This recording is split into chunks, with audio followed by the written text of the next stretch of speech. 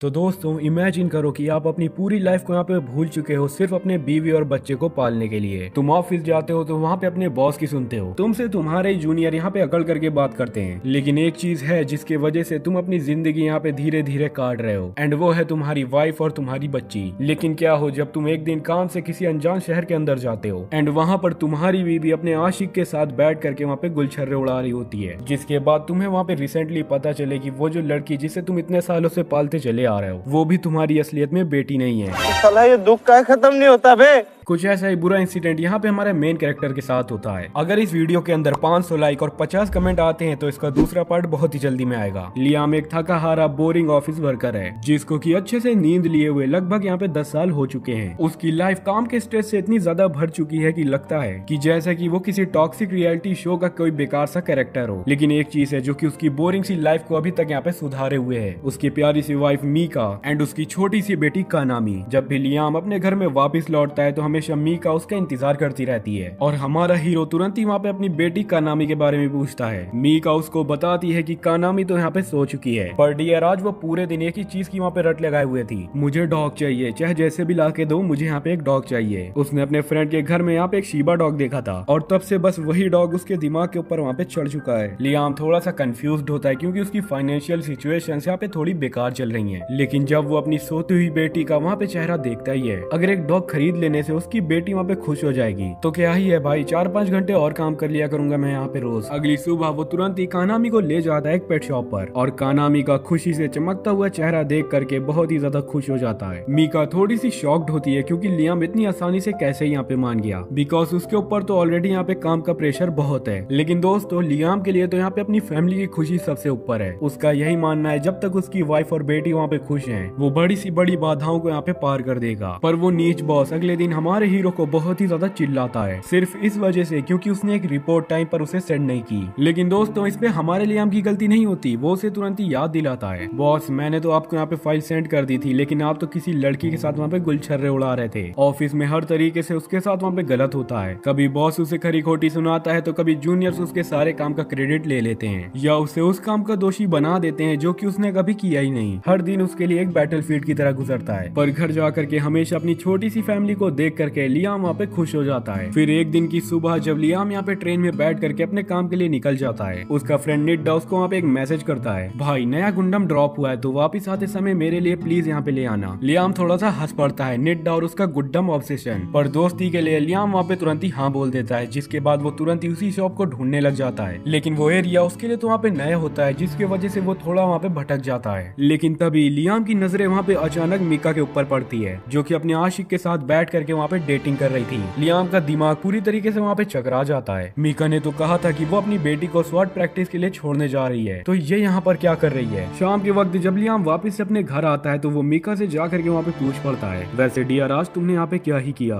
मीका बिना झिझक के वहाँ पे झूठ बोल देती है, डियर मैं तो आपकी बेटी को यहाँ पे स्वॉट प्रैक्टिस के लिए छोड़ने गई थी। लियाम वहाँ पे पूरी सच्चाई को बताने ही वाला होता है लेकिन तभी उसकी नजर वहाँ पे उसकी बेटी के ऊपर जाती है, जिसके वजह से वो वहाँ पे रुक जाता है। वो अपनी फैमिली को इस तरीके से ब्रेक नहीं करना चाहता। दिल के साइड में वहाँ पे डाउट तो होता है लेकिन वो खुद को ये कह करके समझा लेता है कि शायद मेरी आंखें यहाँ पे गलत होंगी, मैं ही अंधेरा बह रहा हूँ यहाँ पे। मीका कभी भी ऐसा नहीं कर सकती, वो तो मुझे यहाँ पे प्यार करती है। लियाम वहाँ पे फ्रेश होने के लिए सोचता है कि वो अपने कंप्यूटर को स्टैंड बाई में डाल दे, लेकिन जब सिस्टम वहाँ पे काम नहीं करता तो वो पूरे सिस्टम को शट डाउन कर देता है। शायद से उसकी लाइफ भी अभी किसी शट डाउन फेज के ऊपर जा रही है। लियाम थोड़ा सा फ्रेश होने के लिए तुरंत ही शहर पर वॉक के लिए निकल पड़ता है। वो उसी कैफे के पास जाता है जहाँ उसने मीका को किसी आदमी के साथ बैठा हुआ देखा था। जब वो देखता है कि आज वहाँ पे कोई भी नहीं है तो उसके दिल को थोड़ा सा वहाँ पे सुकून मिलता है, लेकिन ये सुकून ज्यादा देर वहाँ पे नहीं रुकता। उसके कानों में वहाँ पे एक लड़की की आवाज सुनाई देती है एंड वो आवाज यहाँ पे मीका की थी। वो यहाँ पे फोन के ऊपर बात कर रही होती है। वो फोन के ऊपर जिस आदमी से बात कर रही थी उसी शख्स के ऊपर यहाँ पे हमारे हीरो को शक था। उसे बड़ा झटका तो तब लगता है जब वो यहाँ पे नोटिस करता है कि मीका तो यहाँ पे कानामी को लेकर के टहल रही है। लियाम अभी भी वहाँ पे खुद को समझाने की कोशिश करता है कि शायद मैं यहाँ पे गलत हूँ, ये आदमी सिर्फ मेरी वाइफ का यहाँ पे एक दोस्त हो। तभी लियाम के कानों में एक शब्द शब्द सुनाई देता है, पापा, जो कि वहाँ पे उसकी बेटी एक आदमी को बोल रही थी। लियाम को ये सारी चीजें देख करके बहुत ही ज्यादा डिसअपॉइंटमेंट फील होती है, जैसे कि उसकी किसी प्रीशियस चीज को वहाँ पे किसी ने चुरा लिया हो। हमारे हीरो की खड़े खड़े वहाँ पे पूरी दुनिया ही हिल जाती है। वो वापस से दौड़ते हुए अपने ऑफिस के पास जाता है, वहाँ पे खुद को समझाता है, नहीं ऐसा नहीं हो सकता, शायद से वो लोग सिर्फ वहाँ पे रोल प्ले करते हो, क्योंकि मैं तो हमेशा काम के अंदर बिजी रहता हूँ, तो वो वहाँ पे किसी और को पापा बोल करके खुश रह लिया करती होगी। लेकिन सच को ऐसा झूठ के पीछे छुपाना अब हमारे लियाम के ऊपर काफी ज्यादा भारी पड़ रहा था। तभी अचानक उसका बॉस आ जाता है और बिना किसी रीजन वहाँ पे उसे चिल्लाने लग जाता है, तुम काम नहीं कर रहे हो, तुम आखिर में कर क्या रहे हो यहाँ पे लियाम। लियाम यहाँ पे ठंडे मूड से कहता है, सर अभी कंप्यूटर यहाँ पे स्टार्ट हो रहा है, क्योंकि इस कंप्यूटर का स्टैंड बाई काम नहीं करता, तभी मुझे हर बार सिस्टम को यहाँ पे शट डाउन करना पड़ता है ब्रेक के बाद। पर बॉस को किसी लॉजिक से तो मतलब भी नहीं है, वो और भी ज्यादा हमारे हीरो के ऊपर वहाँ पे गुस्सा करता है और उससे बोलता है, अगले दिन से तुम यहाँ पे ब्रेक लेना बंद करो। इस बीच लियाम के फोन के ऊपर मीका का वहाँ पे कॉल आ जाता है। उसकी आवाज में वहाँ पे घबराहट होती है, मुझे हॉस्पिटल आना होगा, कानामी का यहाँ पे एक्सीडेंट हो चुका है। लियाम बिना किसी वक्त गवाए वहाँ पे तुरंत ही हॉस्पिटल की ओर दौड़ पड़ता है। पहुंचते ही वो यहाँ पे मीका से कहता है, मेरी बेटी कानामी यहाँ पे कहाँ पर है। मीका उसे बताती है वो अभी यहाँ पे ऑपरेशन थिएटर में है। डॉक्टर आता है, उससे पूछता है कि क्या आप दोनों यहाँ पे कानामी के पेरेंट्स हैं। दोनों ही वहाँ पे हाँ करते हैं, जहाँ पे वो डॉक्टर उनसे बताता है कानामी का बहुत ही ज्यादा ब्लड यहाँ पे लॉस हो चुका है, जिसके वजह से उसको अर्जेंट ब्लड चाहिए और आप में से किसी एक को आकर के यहाँ पे ब्लड डोनेट करना पड़ेगा। डॉक्टर आकर के कहते हैं, आप दोनों के ब्लड ग्रुप्स कौन कौन से हैं। लियाम कहता है ओ पॉजिटिव और उसकी वाइफ यहाँ पे कहती है ओ नेगेटिव। डॉक्टर कहता है यहाँ पे सिर्फ मीका ही डोनेट कर सकती है यहाँ पे ब्लड को, क्योंकि कानामी भी यहाँ पे ओ नेगेटिव है। लियाम अब काफी ज्यादा यहाँ पे कंफ्यूज्ड हो जाता है, क्योंकि मेरा ब्लड तो यहाँ पे ओ पॉजिटिव है, मेरी बेटी का यहाँ पे ओ नेगेटिव कैसे ही निकल गया। वो तुरंत ही गूगल करता है, जो आंसर वहाँ पे मिलता है वो तुरंत ही उसकी जिंदगी को वहाँ पे चीर फाड़ करके फेंक देता है। जेनेटिकली ये तो यहाँ पे पॉसिबल ही नहीं है। सिर्फ एक ही कंक्लूजन वहाँ पे बचता है, कानामी तो उसकी बायोलॉजिकल बेटी ही नहीं है। आसान शब्दों में कहा जाए तो वो उसका खून ही नहीं। अब उसका पेशेंस पूरी तरीके से वहाँ पे खत्म हो चुका था। वो डायरेक्टली अपने हाउस में वहाँ पे मीका से पूछ लेता है, कानामी यहाँ पे मेरी बेटी है या फिर नहीं। लेकिन मीका तो वहाँ पे उल्टा गुस्सा हो जाती है एंड हमारे दोस्त को ही वहाँ पे ब्लेम करने लग जाती है, मैं ही पागल हूँ जो तुमसे यहाँ पे मैंने शादी की, तुम कभी भी मेरे लिए यहाँ पे फुलफिल ही नहीं रहे। लियाम बहुत ही ज्यादा शौक में होता है, वो कहता है मैं तो काम ही में बिजी रहता हूँ तुम दोनों के लिए यहाँ पे। लेकिन मीका तो सुनने के लिए रेडी नहीं होती। वो चिल्ला करके वहाँ पे कहती है, तुम्हारी जॉब तो किसी भी काम की नहीं है, तुम हमेशा यहाँ पे बस लगे रहो, कभी भी ना तुम्हें यहाँ पे प्रमोशन मिलता है ना तो तुम्हारा कभी यहाँ पे पैसा बढ़ता है। मैं और कानामी जिंदगी से पूरी तरीके से बोर हो चुके हैं। और फिर वो बोलती है, 10 साल से मैं अकेली यहाँ पे कानामी को पालती चली आ रही हूँ, तुम तो कभी उसके साथ यहाँ पे थे ही नहीं। अब लियाम यहाँ पे अंदर से पूरी तरीके से टूटता जा रहा होता है, लेकिन मीका तो उसकी फीलिंग के बारे में जरा सी भी नहीं सोचती। लियाम कहती है, तुम तो कभी इस घर का हिस्सा थे ही नहीं, मैं यहाँ पे कानामी को ले करके इस घर से जा रही हूँ। जिस पर लियाम पूछता है, तुम आखिर में जा कहाँ रही हो। पर मीका वहाँ पे कुछ भी नहीं बोलती। वो सीधा जा करके कानामी के रूम का वहाँ पे दरवाजा नॉक करती है और कहती है, तुम जल्दी से जल्दी अपने यहाँ पे पूरे सामान को पैक कर लो, हम यहाँ से जाने वाले हैं। लियाम उसका हाथ पकड़ करके उसे पूरी तरीके से रोकने की कोशिश करता है, लेकिन वो अपना हाथ झटक करके वहाँ से जाने लग जाती है। अब लियाम पूरी तरीके से यहाँ पे टूट चुका होता है, आंखों में आंसू, दिल में यहाँ पे डिस्पिरेशन। वो चिल्ला करके कहता है, मैंने हमेशा तुमको अच्छा से अच्छा रहन सहन दिया। जिसके बाद हमारा हीरो जा करके वहाँ पे कानामी के सामने झुक जाता है, वो यहाँ पे रोने भी लग जाता है, प्लीज बेटा तुम मुझे छोड़ करके मत जाओ, तुम्हारी मॉम तो बिल्कुल अलग है, लेकिन तुम तो मुझसे प्यार करती हो ना। लेकिन उसकी रूह तब तो वहाँ पे कांप चुकी होती है जब वहाँ पे कानामी कोल्डली उसे कह देती है, आप तो बेकार हो, मुझे दूसरे वाले पापा अच्छे लगते हैं। बस उसी मोमेंट में हमारे लियाम का पूरा सपना वहाँ पे टूट चुका था, जो कि वो अपने 10 सालों से देखता चला आ रहा था। इतनी ज्यादा मेहनत, रात रात भर यहाँ पे न सोना, लेट नाइट तक वर्क करना, सब कुछ बेकार हो गया भाई यहाँ पे पैसे के चलते। अगले दिन वो वापस से उसी ऑफिस जाता है, लेकिन अब की बार उसका चेहरा पूरी तरीके से लाश की तरह दिख रहा था एंड ऊपर से उसके सड़ू बॉस का वहाँ पे बुलावा आता है। बॉस उसके ऊपर एक और बॉम्ब गिराता है, तुमने कंपनी के फंड्स को इधर उधर किया है। लियाम शौक में कहता है, क्या मैंने तो कुछ भी नहीं किया सर यहाँ पे। लेकिन बॉस के पास तो यहाँ पे प्रूफ होता है, 50 मिलियन येन किसी के ऊपर यहाँ पे ट्रांसफर किए हैं तुमने, और लॉग्स यहाँ पे लियाम के कंप्यूटर के दिखाई दिए जा रहे होते हैं। उसी वक्त हमारे हीरो को लात मार करके उसी ऑफिस से निकाल दिया जाता है। यू आर फायर, घर जा करके बस तुम अब यहाँ पे पड़े रहो। मीका इस चीज का तुरंत ही फायदा उठा करके उसको वहाँ पे डिवोर्स दे देती है एंड चाइल्ड सपोर्ट भी यहाँ पे मांग लेती है, जबकि कानामी तो उसकी बेटी ही नहीं है। जेल जाने से बचने के लिए लियाम वहाँ पे कंस्ट्रक्टर वर्कर बन जाता है, दिन भर पत्थर उठाता है, सीमेंट भी यहाँ पे मिलाता है। इस तरीके से उसकी लाइफ यहाँ पे चल रही थी। पर 50 मिलियन येन उस अमाउंट को चुकाते चुकाते हमारे हीरो की जो जिंदगी यहाँ पे चली जाएगी। उसका हर सपना, हर खुशी वहाँ पे खत्म हो चुकी थी। वो सिर्फ यहाँ पे एक मुर्दा इंसान बचा हुआ था। उसके पास अब एक इंसान बचा हुआ था यहाँ पे याद करने के लिए। नित्य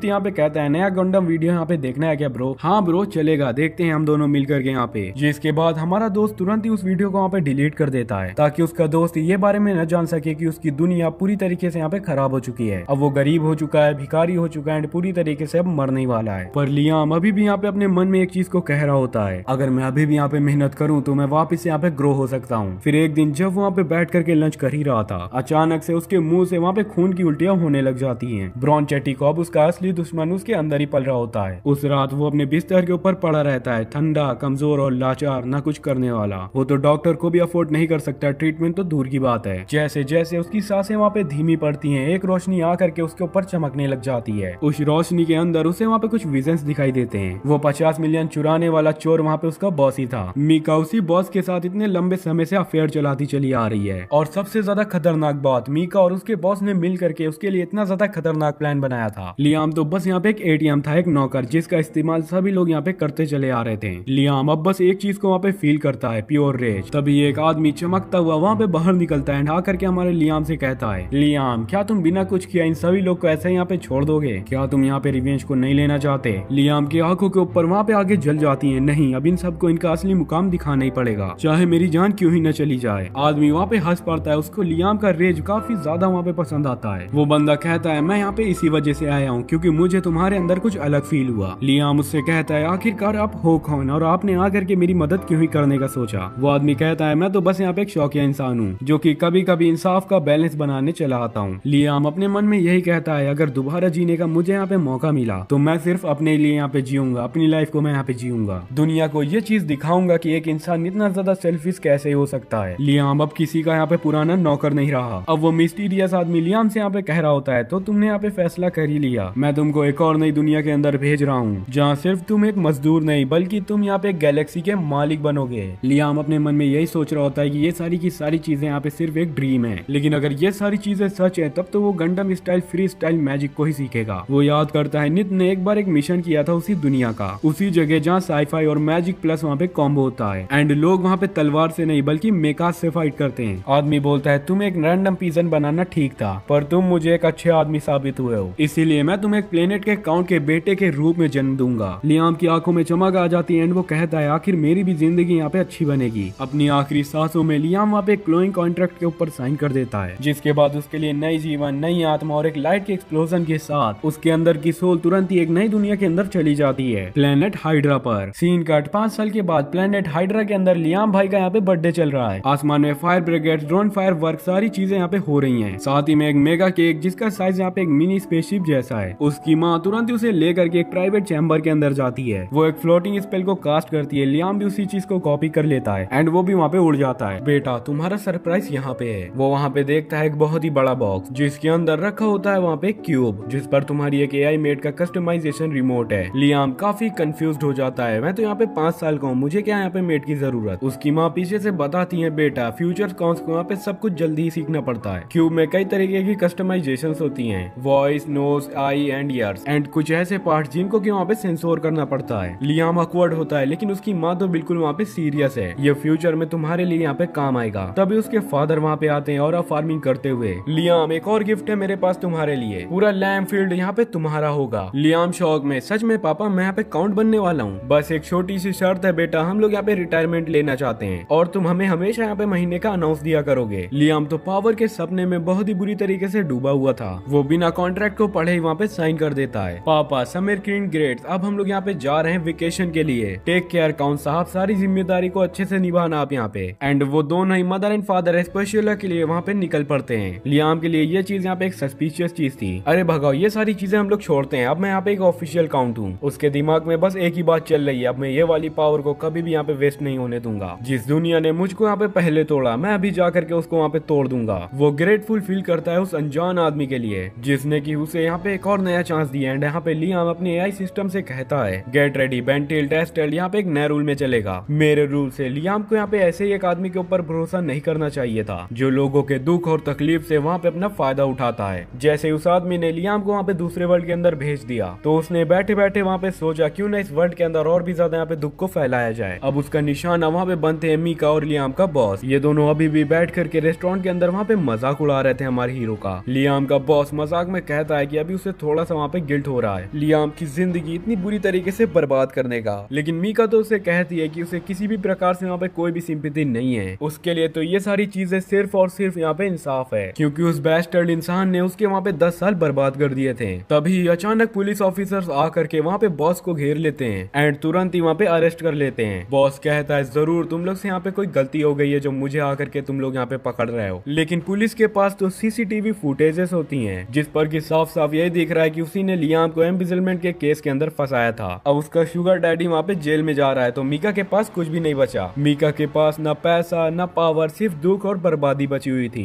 एंड ये सारी चीजों को देख करके गाइड वहाँ पे बहुत ही ज्यादा खुश हो रहा है क्योंकि उसने इतनी ज्यादा सफरिंग को वहाँ पे फैलाया था। अब बस उसके पास एक ही काम बचा है, लियाम की सोल को दूसरी दुनिया के अंदर ले जाना। लेकिन यहाँ पे एक सस्पेंस की ये बात है कि गाइड यहाँ पे चाहता है कि लियाम उस दुनिया के अंदर और भी तकलीफ को वहाँ पे झेले। उसका यही ख्याल होता है कि वो लियाम की हर एक नेगेटिव फीलिंग का वहाँ पे मजा लेगा। एंड उस वर्ल्ड के अंदर लोग बहुत ही ज्यादा सेंचुरीज तक जीते आ रहे हैं तो लियाम को कई सालों तक वहाँ पे इस दर्द को झेलना पड़ेगा। दूसरी दुनिया में इस वक्त वहाँ पे घोस्ट पायरेट का हमला हो रहा था। कैप्टन लोगों को यही लगता है कि अब वो लोग वहाँ पे जीतने वाले हैं, पर तभी उसके कुछ आदमी वहाँ पर उड़ जाते हैं। उसके और दूसरों के बीच वहाँ पे एक अपोजिट लेवल हवा में दौड़ती हुई दिखाई देती है एंड वो थी यहाँ पे लीप की प्रिंसेस नाइट और उसका नाम है वहाँ पे क्रिस्टियाना, होली लैंड की पहली राजकुमारी, जबरदस्त वॉरियर। जैसे ही वो बैटलफील्ड के अंदर आती है सारे लोग वहाँ पे एक एक करके गिरने लग जाते हैं। क्रिस्टियाना की मदद से लीप की सेना वहाँ पे पायरेट्स को पीछे ढकेल चुकी थी, लेकिन जब पायरेट्स वहाँ पे अपनी दुम दबा करके भागने लग जाते हैं, क्रिस्टियाना साइड से खड़ी होकर के अपने सोल्जर से कहती है कि अटैक आप लोग प्लीज यहाँ पे जारी रखो, उन्हें अच्छे से यहाँ पे सबक सिखाना होगा हमें यहाँ पे। लियाम इसी बीच वही एआई को वहाँ पे रिसीव कर लेता है, साथ ही में वो काफी एक्साइटेड भी होता है। पर फ्रेंड्स यहाँ पे पैकेजिंग तो काफी ज्यादा ही बोरिंग थी। उसका बटलर आकर के उसे कहता है बॉक्स खोलने के लिए बस आपको वहाँ पे टच करना पड़ेगा। लियाम जैसे वहाँ पे बॉक्स को छूता ही है वहाँ पे तुरंत ही मेड आकर के जमीन में गिर जाती है। वो अपना नाम लियाम को अमीगी को बताती है। बटलर की भी वहाँ पे अमीगी आज से पर्सनल ऐड होगी। उसको हर हफ्ते यहाँ पे एक मेंटेनेंस की जरूरत पड़ा करेगी, पर उसके अलावा 24/7 वो एक्टिव रहेगी हमारे लियाम भैया के साथ। लेकिन लियाम तो उसकी बातों को सुन ही नहीं रहा क्योंकि उसका ध्यान तो कहीं और ही है। वो मेड के एसेट्स को वहाँ पे इंस्पेक्ट कर रहा होता है। बटलर उससे पूछता भी है कि वो आखिरकार यहाँ पे क्या ही कर रहा है। लियाम बताता है मैं तो बस यहाँ पे चेक कर रहा हूँ कि कंपनी ने यहाँ पे ठीक ठाक बना करके दिया है कि नहीं। बटलर वहाँ पे शर्मा करके उससे कहता है बेटा ऐसे सारे काम वहाँ पे लोगों के सामने नहीं करने चाहिए। तो दोस्तों लियाम भी अमीगी से कहता है कि चलो तुम मेरे कमरे चलो यहाँ पे, ताकि वो उसके बॉडी का प्रॉपर इंस्पेक्शन वहाँ पे कर पाए। बटलर काफी ज्यादा ही वहाँ पे चिंता में आ जाता है लियाम की इनोसेंस को देख करके। कुछ घंटों के बाद लियाम बैठ करके अमीगी से शोल्डर मसाज ले रहा होता है। बटलर उसे आकर के पूछता है बेटा आखिरकार तुम लोग अंदर कर क्या रहे थे, पर लियाम कैजुअली कहता है हाँ तुम यहाँ पे चिंता मत करो। दिखने में भले लियाम वहाँ पे 5 साल का ही दिखता हो, लेकिन उसका असल में दिमाग यहाँ पे 36 साल का है। तो बटलर उसे कहता है 36-20 दुनिया के हिसाब से यहाँ पे बच्चा ही होता है। लियाम ये सुनकर तुरंत ही वहाँ पे चौंक जाता है तो अमीगी उसे वहाँ पे समझाती है लियाम यहाँ पे लोगों की एवरेज लाइफ 600 साल होती है और लोग यहाँ पे एडल्ट तब तक नहीं माने जाते जब तक कि वो वहाँ पे 100 के आसपास ना हो। लियाम को ये सुनकर के हैरानी होती है, लेकिन उसको वहाँ पे खुशी भी होती है क्योंकि अब उसके पास काफी टाइम है नए एक्सपीरियंस को वहाँ पे लेने के लिए। एंड वो ये भी चाहता है कि अमीगी हमेशा उसके साथ ही रहे, लेकिन बटलर उसे वार्न करता है कि अमीगी के इतने पास रहना यहाँ पे सही नहीं है क्योंकि एम्पायर के लोग एआई से बेहद ही नफरत करते हैं। अगर लोग यहाँ पे तुम्हें देखते हैं कि लियाम यहाँ पे एक एआई के साथ काफी ज्यादा फ्रेंडली है तो सारी प्रजा तुमसे यहाँ पे बेहद ही नफरत करने लग जाएगी। लियाम को समझ में नहीं आता कि लोग एआई से इतनी ज्यादा नफरत क्यों ही करते हैं, तो वो बटलर से कहता है कि तुम पूरा का पूरा यहाँ पे एक्सप्लेन करके मुझे बताओ। वो बटलर उसे पूरी बात एक्सप्लेन करता है कि एक जमाने में एआई ने आकर के पूरे इंसानों को खत्म ही कर दिया था। उस टाइम को कहते हैं ग्रेट स्काईनेट वॉर। एआई ने यहाँ पे लगभग सारे लोगों को वहाँ पे गुलामी बना दिया था और उन अंधेरों को दिनों में कुछ लोगों ने आकर के वहाँ पे हिम्मत दिखाई एंड वो लोग ह्यूमैनिटी की आजादी वहाँ पे जा करके वापस लाए। वही लोग इसी एम्पायर के फाउंडर्स के नाम से भी जाने जाते हैं, इसलिए एम्पायर का नोबिलिटी यहाँ पे एआई से नफरत करता है। एंड ये बात यहाँ पे समझने लायक भी है। लियाम तभी उससे कहता है अगर ये इतना ही बड़ा इशू है तो मेरी मॉम ने यहाँ पे इतनी बड़ी एआई बना करके मुझे क्यों ही दिया। बटलर कहता है उसे बोला गया था ये बात को यहाँ पे सीक्रेट रखने के लिए, लेकिन लियाम अब जो यहाँ पे अकाउंट बन चुका है तो वो यहाँ पे ऑर्डर देता है कि तुम मुझे सारी बातें सच सच बताओ। तब बटलर उसे सच सच बताता है लियाम के माँ बाप उसे छोड़ करके भाग गए थे। लियाम शॉक्ड होकर के पूछता है किस वजह से भागे। वो बटलर बताता है कि उन लोगों ने बैंकफील्ड का पूरा डेटा तुम्हारे ऊपर डाल दिया है ताकि उन्हें वहाँ पे उनसे डील न करनी पड़े। लियाम के ग्रेट ग्रैंडफादर यहाँ पे एक महान व्यक्ति थे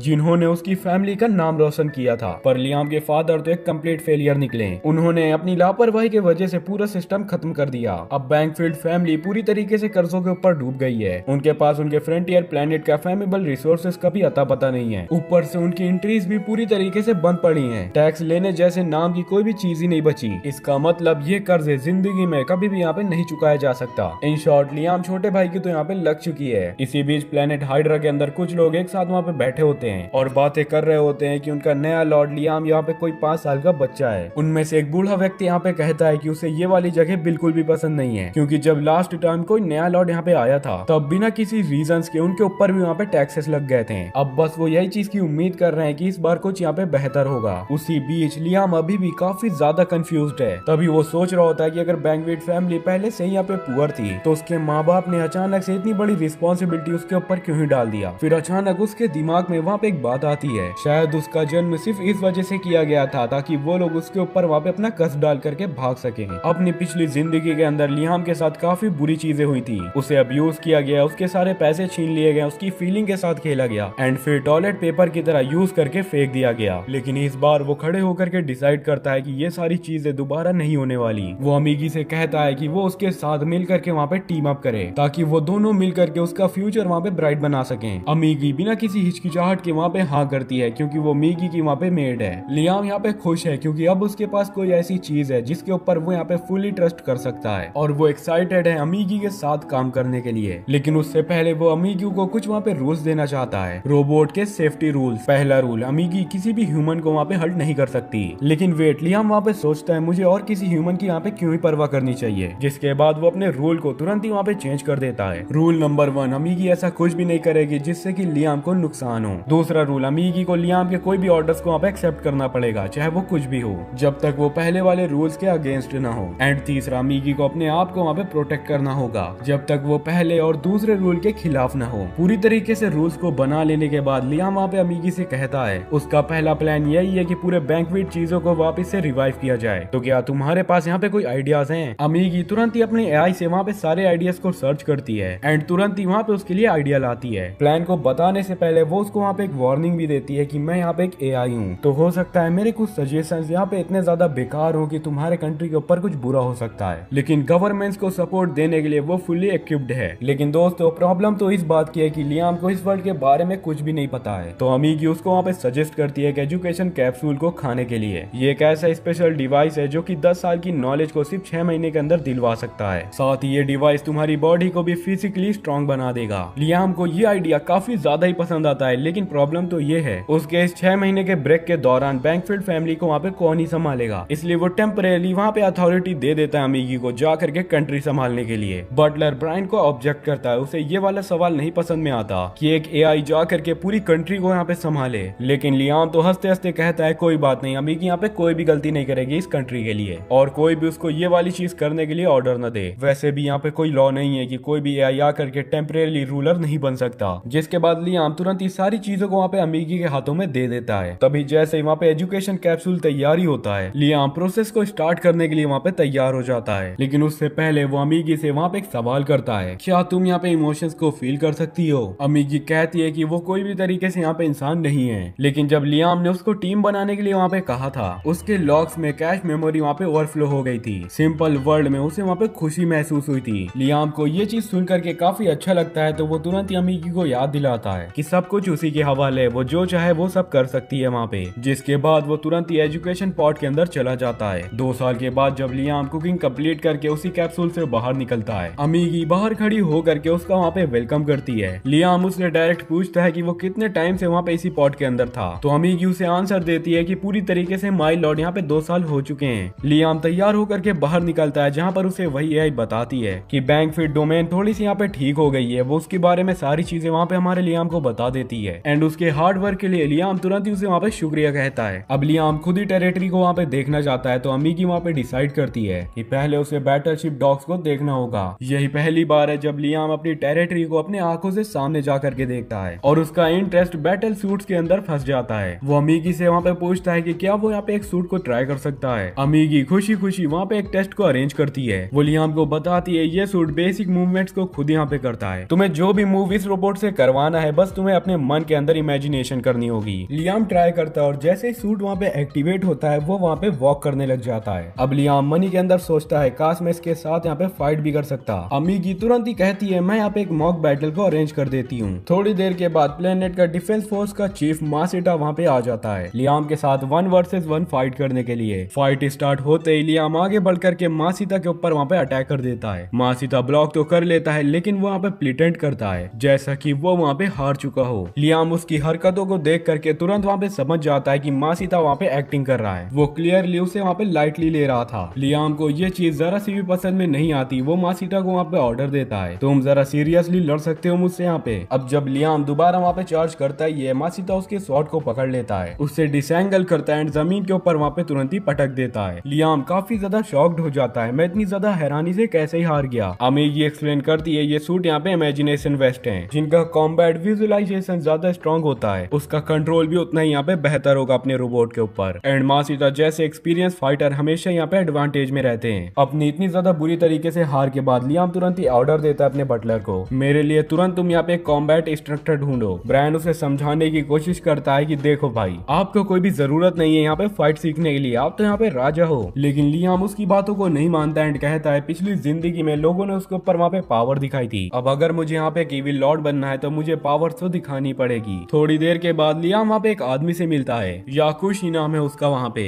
एंड वो वे ऑफ द फ्लैश का मास्टर है। लियाम काफी एक्साइटेड हो जाता है, उसे लगता है कि वो बिल्कुल यहाँ पे मास्टर बन जाएगा। वो अपने आप को जा करके इंट्रोड्यूस करता है और याशुशी से कहता है कि आप मेरे सेंसेई बन सकते हो मुझे ये चीज को सिखाने के लिए। याशुशी एग्री कर जाता है, लेकिन अबीगी तो थोड़ा सा वहाँ पे डाउटफुल होती है, उसे याशुशी थोड़ा सा शहरी लगता है। लियाम भी मानता है कि याशुशी थोड़ा सा यहाँ पे सस्पिशियस है, लेकिन वो तो एकदम समुराई की तरह दिखाई देता है, इसका मतलब वो यहाँ पे मुझसे लॉयल रहेगा, और बस वही चीज काफी है यहाँ पे लियाम के लिए। अमीगी तो फाइनली अब वहाँ पे एग्री कर चुकी थी, पर तभी वो कहती है एटलीस्ट तुम यहाँ पे एक डेमोन्स्ट्रेशन तो करवा ही लो। तभी लियाम कहता है ठीक है, जिसके बाद याशुशी उसे ले जाता है एक जंगल के क्लियरिंग में, जहाँ पर की पहले से कई ट्रेनिंग पोस्ट लगे हुए होते हैं। ट्रेनिंग को शुरू करने से पहले याशुशी लियाम से बताता है कि अब वो अपनी एक सीक्रेट टेक्निक को वहाँ पे दिखाने जा रहा है, the way of the flash, and ये पहली और आखिरी बार होगा जबकि वो उसे यहाँ पे दिखाएगा। लियाम तुरंत ही सीरियस हो जाता है एंड उसे लगातार वहाँ पे ऑब्जर्व कर रहा होता है ताकि बाद में उसको प्रॉपरली एनालाइज करके उसे यहाँ पे एग्जीक्यूट कर पाए। वो अमागी से कहता है तुम लगातार यहाँ पे पूरा डेमो रिकॉर्ड करो। याशुशी अपनी पोजीशन ले लेता है एंड अपनी आधी तलवार को भी बाहर निकालता है, फिर उसे वापस शीट के अंदर वहाँ पे डाल देता है। अगले सेकंड सारी लकड़ियां जो कि लगातार वहाँ पे लगी हुई थी वो बीच से टूट करके वहाँ पे गिरने लग जाती हैं। लियाम का तो मुंह वहाँ पे खुला का खुला रह जाता है, अरे भाई ये हो क्या रहा है, इतना फास्ट आखिरकार कोई कैसे यहाँ पे मूव कर सकता है। वो तुरंत अमागी से कहता है वीडियो को तुम जल्दी यहाँ पे स्लो मोशन में चलाओ, मुझे देखना है कि याशुशी ने यहाँ पे आखिरकार कैसी टेक्निक करी है। लेकिन जितना भी यहाँ पे स्लो करे रिकॉर्डिंग में कहीं भी नहीं दिख रहा कि उसने कैसे काटा उनको जा करके। लियाम अज्यूम करता है कि याशुशी की स्पीड इतनी ज्यादा तेज थी, इवन अमागी के हाई स्पीड कैमरा भी उसको वहाँ पे कैप्चर नहीं कर पाया। अब लियाम और भी ज्यादा वहाँ पे इम्प्रेस हो जाता है, ये बंदा तो लिटरली यहाँ पे कमाल का है। वो याशुशी से कहता है कि वो उसका चेला बनना चाहता है, लेकिन रात को असली सच वहाँ पे सबके सामने आ जाता है। याशुशी वापस से वहाँ पे उसी ग्राउंड में जाता है एंड जा करके कहता है लड़के ने सच में इतनी आसान सी ट्रिक के ऊपर यहाँ पे बिलीव कर लिया, उसने तो पिलर्स पहले से ही वहाँ पे काटे हुए थे ताकि जब वो वहाँ पे आ जाए तो उसको ऐसा काट करके अपना धौस वहाँ पे वो दिखा सके। अब वो लियाम से काफी भर भर के पैसा लेगा बिना किसी वहाँ पे मेहनत करे। इस बीच हमारी कहानी वहाँ पे शिफ्ट होती है, प्रिंसेस लियाना गोस पायरेट लीडर से पीस मीटिंग करने के लिए वहाँ पे जा रही होती है। गोस ने खुद ही वहाँ पे ट्रूस को प्रपोज किया था, लेकिन जैसे ही क्रिस्टियाना वहाँ पे पहुंचती है गोस वहाँ पे कहता है तू कितनी बड़ी यहाँ पे बेवकूफ है जो कि अकेली यहाँ पे अचानक से चली आई है। क्रिस्टियाना सैवेजली वहाँ पे रिप्लाई करती है मैं यहाँ पे अकेली नहीं हूँ, अगर कुछ भी किया तो अलायंस की पूरी स्पेशल टीम तुम्हारी टीम को यहाँ पे निस्तो नाबूद कर देगी। ये एक पावर मूव था, लेकिन गोस तो वहाँ पे डरेगा नहीं, उसको पता है कि अलायंस ऑलरेडी उसके साइड पर है। तभी अचानक क्रिस्टियाना को वहाँ पे रिपोर्ट मिलती है पायरेट्स उसके होम टाउन तक पहुंच चुके हैं। वो हैरान हो जाती है, ये तो यहाँ पे इम्पॉसिबल सी बात थी, प्लेनेट के डिफेंस एज इतने ज्यादा स्ट्रॉन्ग थे। गोस्ट वहाँ पे सारी बातों को रिवील कर देता है, तुम्हारी अलायंस यहाँ पे परफेक्ट नहीं है, मैंने तुम्हारे कुछ मेंबर्स को वहाँ पे ऑफर दिया था और वो तुरंत ही तुम्हारा साथ वहाँ पे छोड़ करके मेरे साथ हो गए। अब क्रिस्टियाना के शिप के अराउंड जितनी भी अलायंस शिप्स हैं सबके सब कैनेस उसी के ऊपर वहाँ पे पॉइंट कर रहे हैं। क्रिस्टियाना शॉक के ऊपर होती है, मेरी ही आर्मी मेरे खिलाफ हो गई यहाँ पे। अब उसके पास कोई ऑप्शंस नहीं बचते हैं, उसे गोस की कंडीशंस वहाँ पे सुननी पड़ती हैं। वापस लियाम के प्लेनेट में 3 साल यहाँ पे पूरी तरीके से गुजर चुके हैं, यहाँ पे उसी बेस्टर्ड मास्टर के पीछे ट्रेनिंग करते हुए। लियाम फुल्ली एग्जॉस्टेड है, लेकिन फिर भी वो वहाँ पे ट्रेनिंग को कर रहा है, लेकिन फिर भी वो वाले मूव को वो वहाँ पे नहीं सीख पाया। लेकिन अमागी तो यहाँ पे एआई है, जिसके वजह से उसे स्वॉर्ड के बारे में ज्यादा पता नहीं होता। 3 साल से याशुशी सिर्फ बेसिक स्वॉर्डमैनशिप वहाँ पे उसे सिखा रहा है। लियाम बोर हो चुका है, अमागी कहती है तुम तो बेसिक्स को यहाँ पे मास्टर कर चुके हो और तुम्हारा फाइटिंग लेवल पहले से भी काफी ज्यादा इंक्रीज हो चुका है। लेकिन लियाम तो बोर्ड टोन में कहता है मुझे बेसिक्स की जरूरत नहीं है, मुझे एक कूल फ्लैशी मूव चाहिए जिसका कि मैं यूज करके मैं बड़े से बड़े लोग को यहाँ पे हरा सकूं।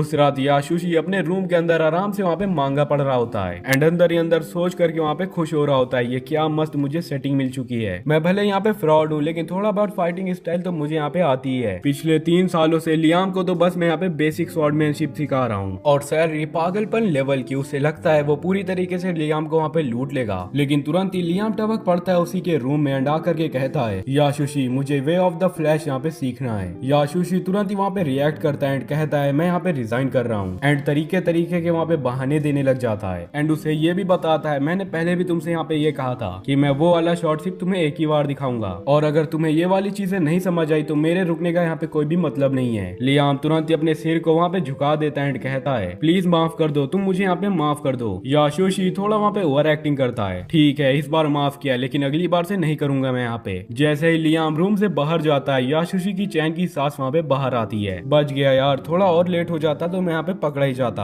असली बात तो ये है कि उसे वे ऑफ द फ्लैश खुद भी यहाँ पे नहीं आता, वो बस एक्टिंग कर रहा था और अभी तक उसकी बस वहाँ पे नौटंकी ही चल रही है। फिर अचानक लियाम वापस से वहाँ पे आ जाता है रूम के अंदर। याशुशी की तो वहाँ पे फट जाती है, कहीं सुन तो नहीं लिया इसने ये सारी बातें मेरी। लेकिन लियाम तो सिर्फ एक चीज को कहने आया था, कल मुझे थोड़ा सा काम है इस वजह से मैं यहाँ पे ट्रेनिंग में नहीं आऊंगा। दूसरी तरफ प्रिंसेस क्रिस्टियाना यहाँ पे घोस्ट पायरेट्स के अरेस्ट के अंदर होती है और उसे कैप्टन घोस्ट के रूम के अंदर बंद रखा गया है। क्रिस्टियाना पूछती है आखिरकार तुम मेरे साथ क्या ही करने वाले हो। घोस्ट स्माइल करता है एंड कहता है कुछ नहीं, मैं तो बस तुम्हें यहाँ पे एक फ्रंटो सीट देना चाहता हूँ वहाँ पे धमाके के लिए। क्रिस्टियाना वहाँ पे काफी ज्यादा कंफ्यूज होती है लेकिन तभी घोस्ट उसे वहाँ पे ऑर्डर देता है सारे घोस्ट वासियों तुरंत ही टारगेट करो क्रिस्टियाना के प्लेनेट के ऊपर। क्रिस्टियाना वहाँ पे समझ जाती है कि वो उसके प्लेनेट को वहाँ पे उड़ाने वाला है। वो घुटनों के ऊपर गिर जाती है एंड कहती है प्लीज तुम यहाँ पे रुक जाओ, ऐसा मत करो। लेकिन घोस्ट तो यहाँ पे रुथलेस है, वो तुरंत ही कमांड दे देता है फायर, किसी को भी मत छोड़ना तुम लोग यहाँ पे। और अब क्रिस्टियाना अपनी आंखों से देखती है कि उसका पूरा प्लेनेट उसी के सामने वहाँ पे बर्बाद हो जाता है। इधर वापस अपने लियाम के प्लेनेट में वो अभी भी फ्रस्ट्रेटेड है कि अभी तक उसे वे ऑफ द फ्लैश क्यों नहीं सीखने में मिला, लेकिन उसके लॉर्ड वाले ड्यूटीज भी तो हैं। वो अमानगी से आकर के कहता है मंथली सारी रिपोर्ट तुम मुझे यहाँ पे दिखाओ। अमानगी आकर के कुछ चार्ट्स और ग्राफ को वहाँ पे दिखा देती है। प्रोडक्शन सेक्टर वहाँ पे ठीक ठाक ही ग्रोथ कर रहा है पर डेट अभी भी वही की वही है। लियाम अभी भी वहाँ पे इम्प्रेस्ड है, थैंक गॉड मैंने ये सारी चीजें इस एआई को दी थी। लेकिन अमागी वहाँ पे सच बोल देती है, ग्रोथ रेट एक्सपेक्टेड से यहाँ पे स्लो है। उन्होंने वेलफेयर प्रोग्राम में हैवी इन्वेस्टमेंट की थी लेकिन रिटर्न तो 0 के बराबर आया, मतलब कि पूरा टोटल लॉस। लियाम कहता है मुझे ला करके तुरंत ही फाइनेंशियल रिपोर्ट दिखाओ। यहाँ पर लियाम का पुराना अकाउंटेंट मोड ऑन हो जाता है। एक ही झलक में वो यहाँ पे पकड़ लेता है कहानी के अंदर कुछ तो यहाँ पे ट्विस्ट है। वो अमागी से कहता है जो भी इस प्रोग्राम का यहाँ पे हेड है उसे तुम तत्काल यहाँ पे बुलवाओ मेरे सामने। थोड़ी देर में बंदर सी शक्ल का एक बंदा आ जाता है। लियाम सीधा पॉइंट पर बात करता है, अगर तुझे कुछ भी यहाँ पे बोलना है तो अभी बोल, वरना बाद में सिर्फ पनिशमेंट ही मिलेगी, मैं तुझे पटक पटक के यहाँ पे मारूंगा। वो नोबल बंदा शक्ल पर तो इनोसेंट बनने की पूरी कोशिश करे जा रहा था। मुझे क्या पता था माय लॉर्ड, लेकिन लियाम तो हमारा पुराना खिलाड़ी है। तभी लियाम उससे कहता है तूने इतनी ज्यादा इनवॉइस में क्यों जुगाड़ लगाया है, मैं बहुत पुराना अकाउंटेंट हूँ यहाँ पे, 10 सालों से मैं यही काम करता आ रहा हूँ। दोस्तों उसने इनवॉइस के अंदर इतना ज्यादा जुगाड़ लगा करके रखा हुआ था कि कोई भी अगर नया बंदा होता तो वो काफी ज्यादा हैरान और परेशान हो जाता। लेकिन लियाम की आंखें तो बिल्कुल से वहाँ पे शातिर हैं, वो एक ही झलक में वहाँ पे समझ गया। ये देखो ये बंदे तो जो झोल झाल साफ साफ किया है यहाँ पे, ऊपर से इस बंदे ने वेलफेयर प्रोग्राम के वेंडर भी बदल दिए हैं। लियाम कहता है अबे तूने यहाँ पे वेंडर को क्यों बदला।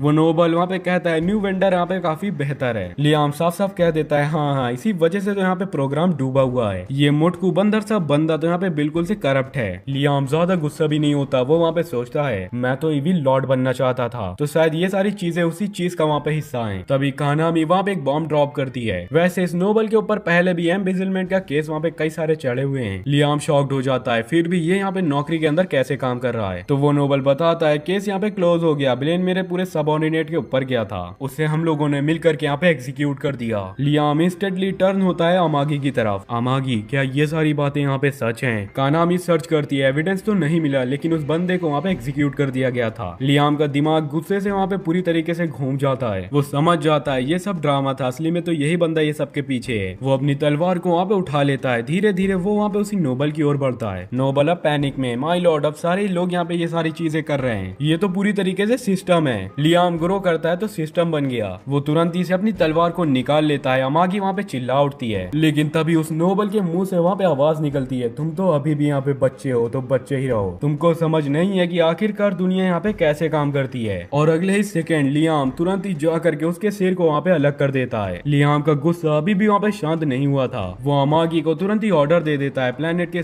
सारे नोबल्स को तुम जा करके इन्वेस्टिगेट करो, जो भी करप्ट निकले सबको तुम लोग यहाँ पे एग्जीक्यूट कर दो। अमागी सॉफ्टली कहती है, माय लॉर्ड प्लीज पहले आप यहाँ पे शांत हो जाओ। ये लियाम का पहला मर्डर था, उसका हाथ वहाँ पे तलवार से चिपका हुआ था, नर्व सिस्टम वहाँ पे फ्रीज हो गया। अमागी आ करके सॉफ्टली उसका हाथ वहाँ पे उसी शॉट से हटाती है। Deep breath Liam sir, you are not a monster. फिर आहिस्ता आहिस्ता उसे एक्सप्लेन करती है कि अगर आप सारे के सारे नोबल्स को यहाँ पे मार दोगे तो प्लेनेट चलाने वाला कोई भी यहाँ पे नहीं बचेगा सर। लियाम थोड़ा सा सोचता है, अमागी वहाँ पे प्रेफर करती है हम लोग कुछ लॉयल डॉग्स को वहाँ पे सर्व करते हैं उसी काम के लिए, आर्टिफिशियल ऑफिसेंस। लियाम कहता है ठीक है, मैं तुम्हारे ऊपर यहाँ पे भरोसा करता हूँ। थोड़े टाइम के बाद लियाम वहाँ पे लोडिंग वे में होता है। स्वॉर्ड फाइटिंग के बेसिक्स सब उसके ब्लड के अंदर वहाँ पे घुस चुके हैं। अब वो बैटल सूट को वहाँ पे ट्राई करना चाहता है, लेकिन जैसे ही वो वहाँ पे रेडी होता है याशुशी आ करके वहाँ पे टपक जाता है। वो कहता है अगर तू यहाँ पे एक बड़ा वॉरियर बनना चाहता है तो ऑटोमेटिक सूट को यहाँ पे बंद करो यूज करना। लियाम सीधा उसी से पूछता है कि क्या और कोई ऑप्शन है यहाँ पे। वो समुराई कहता है एक सूट है जो कि फुली तुम्हें यहाँ पे समुराई बनाएगा, और तो और वो वहाँ पे मैनुअल है, पर आज तक उसे कोई भी वहाँ पे यूज नहीं कर पाया। लियाम का एक्सप्रेशन चैलेंज एक्सेप्टेड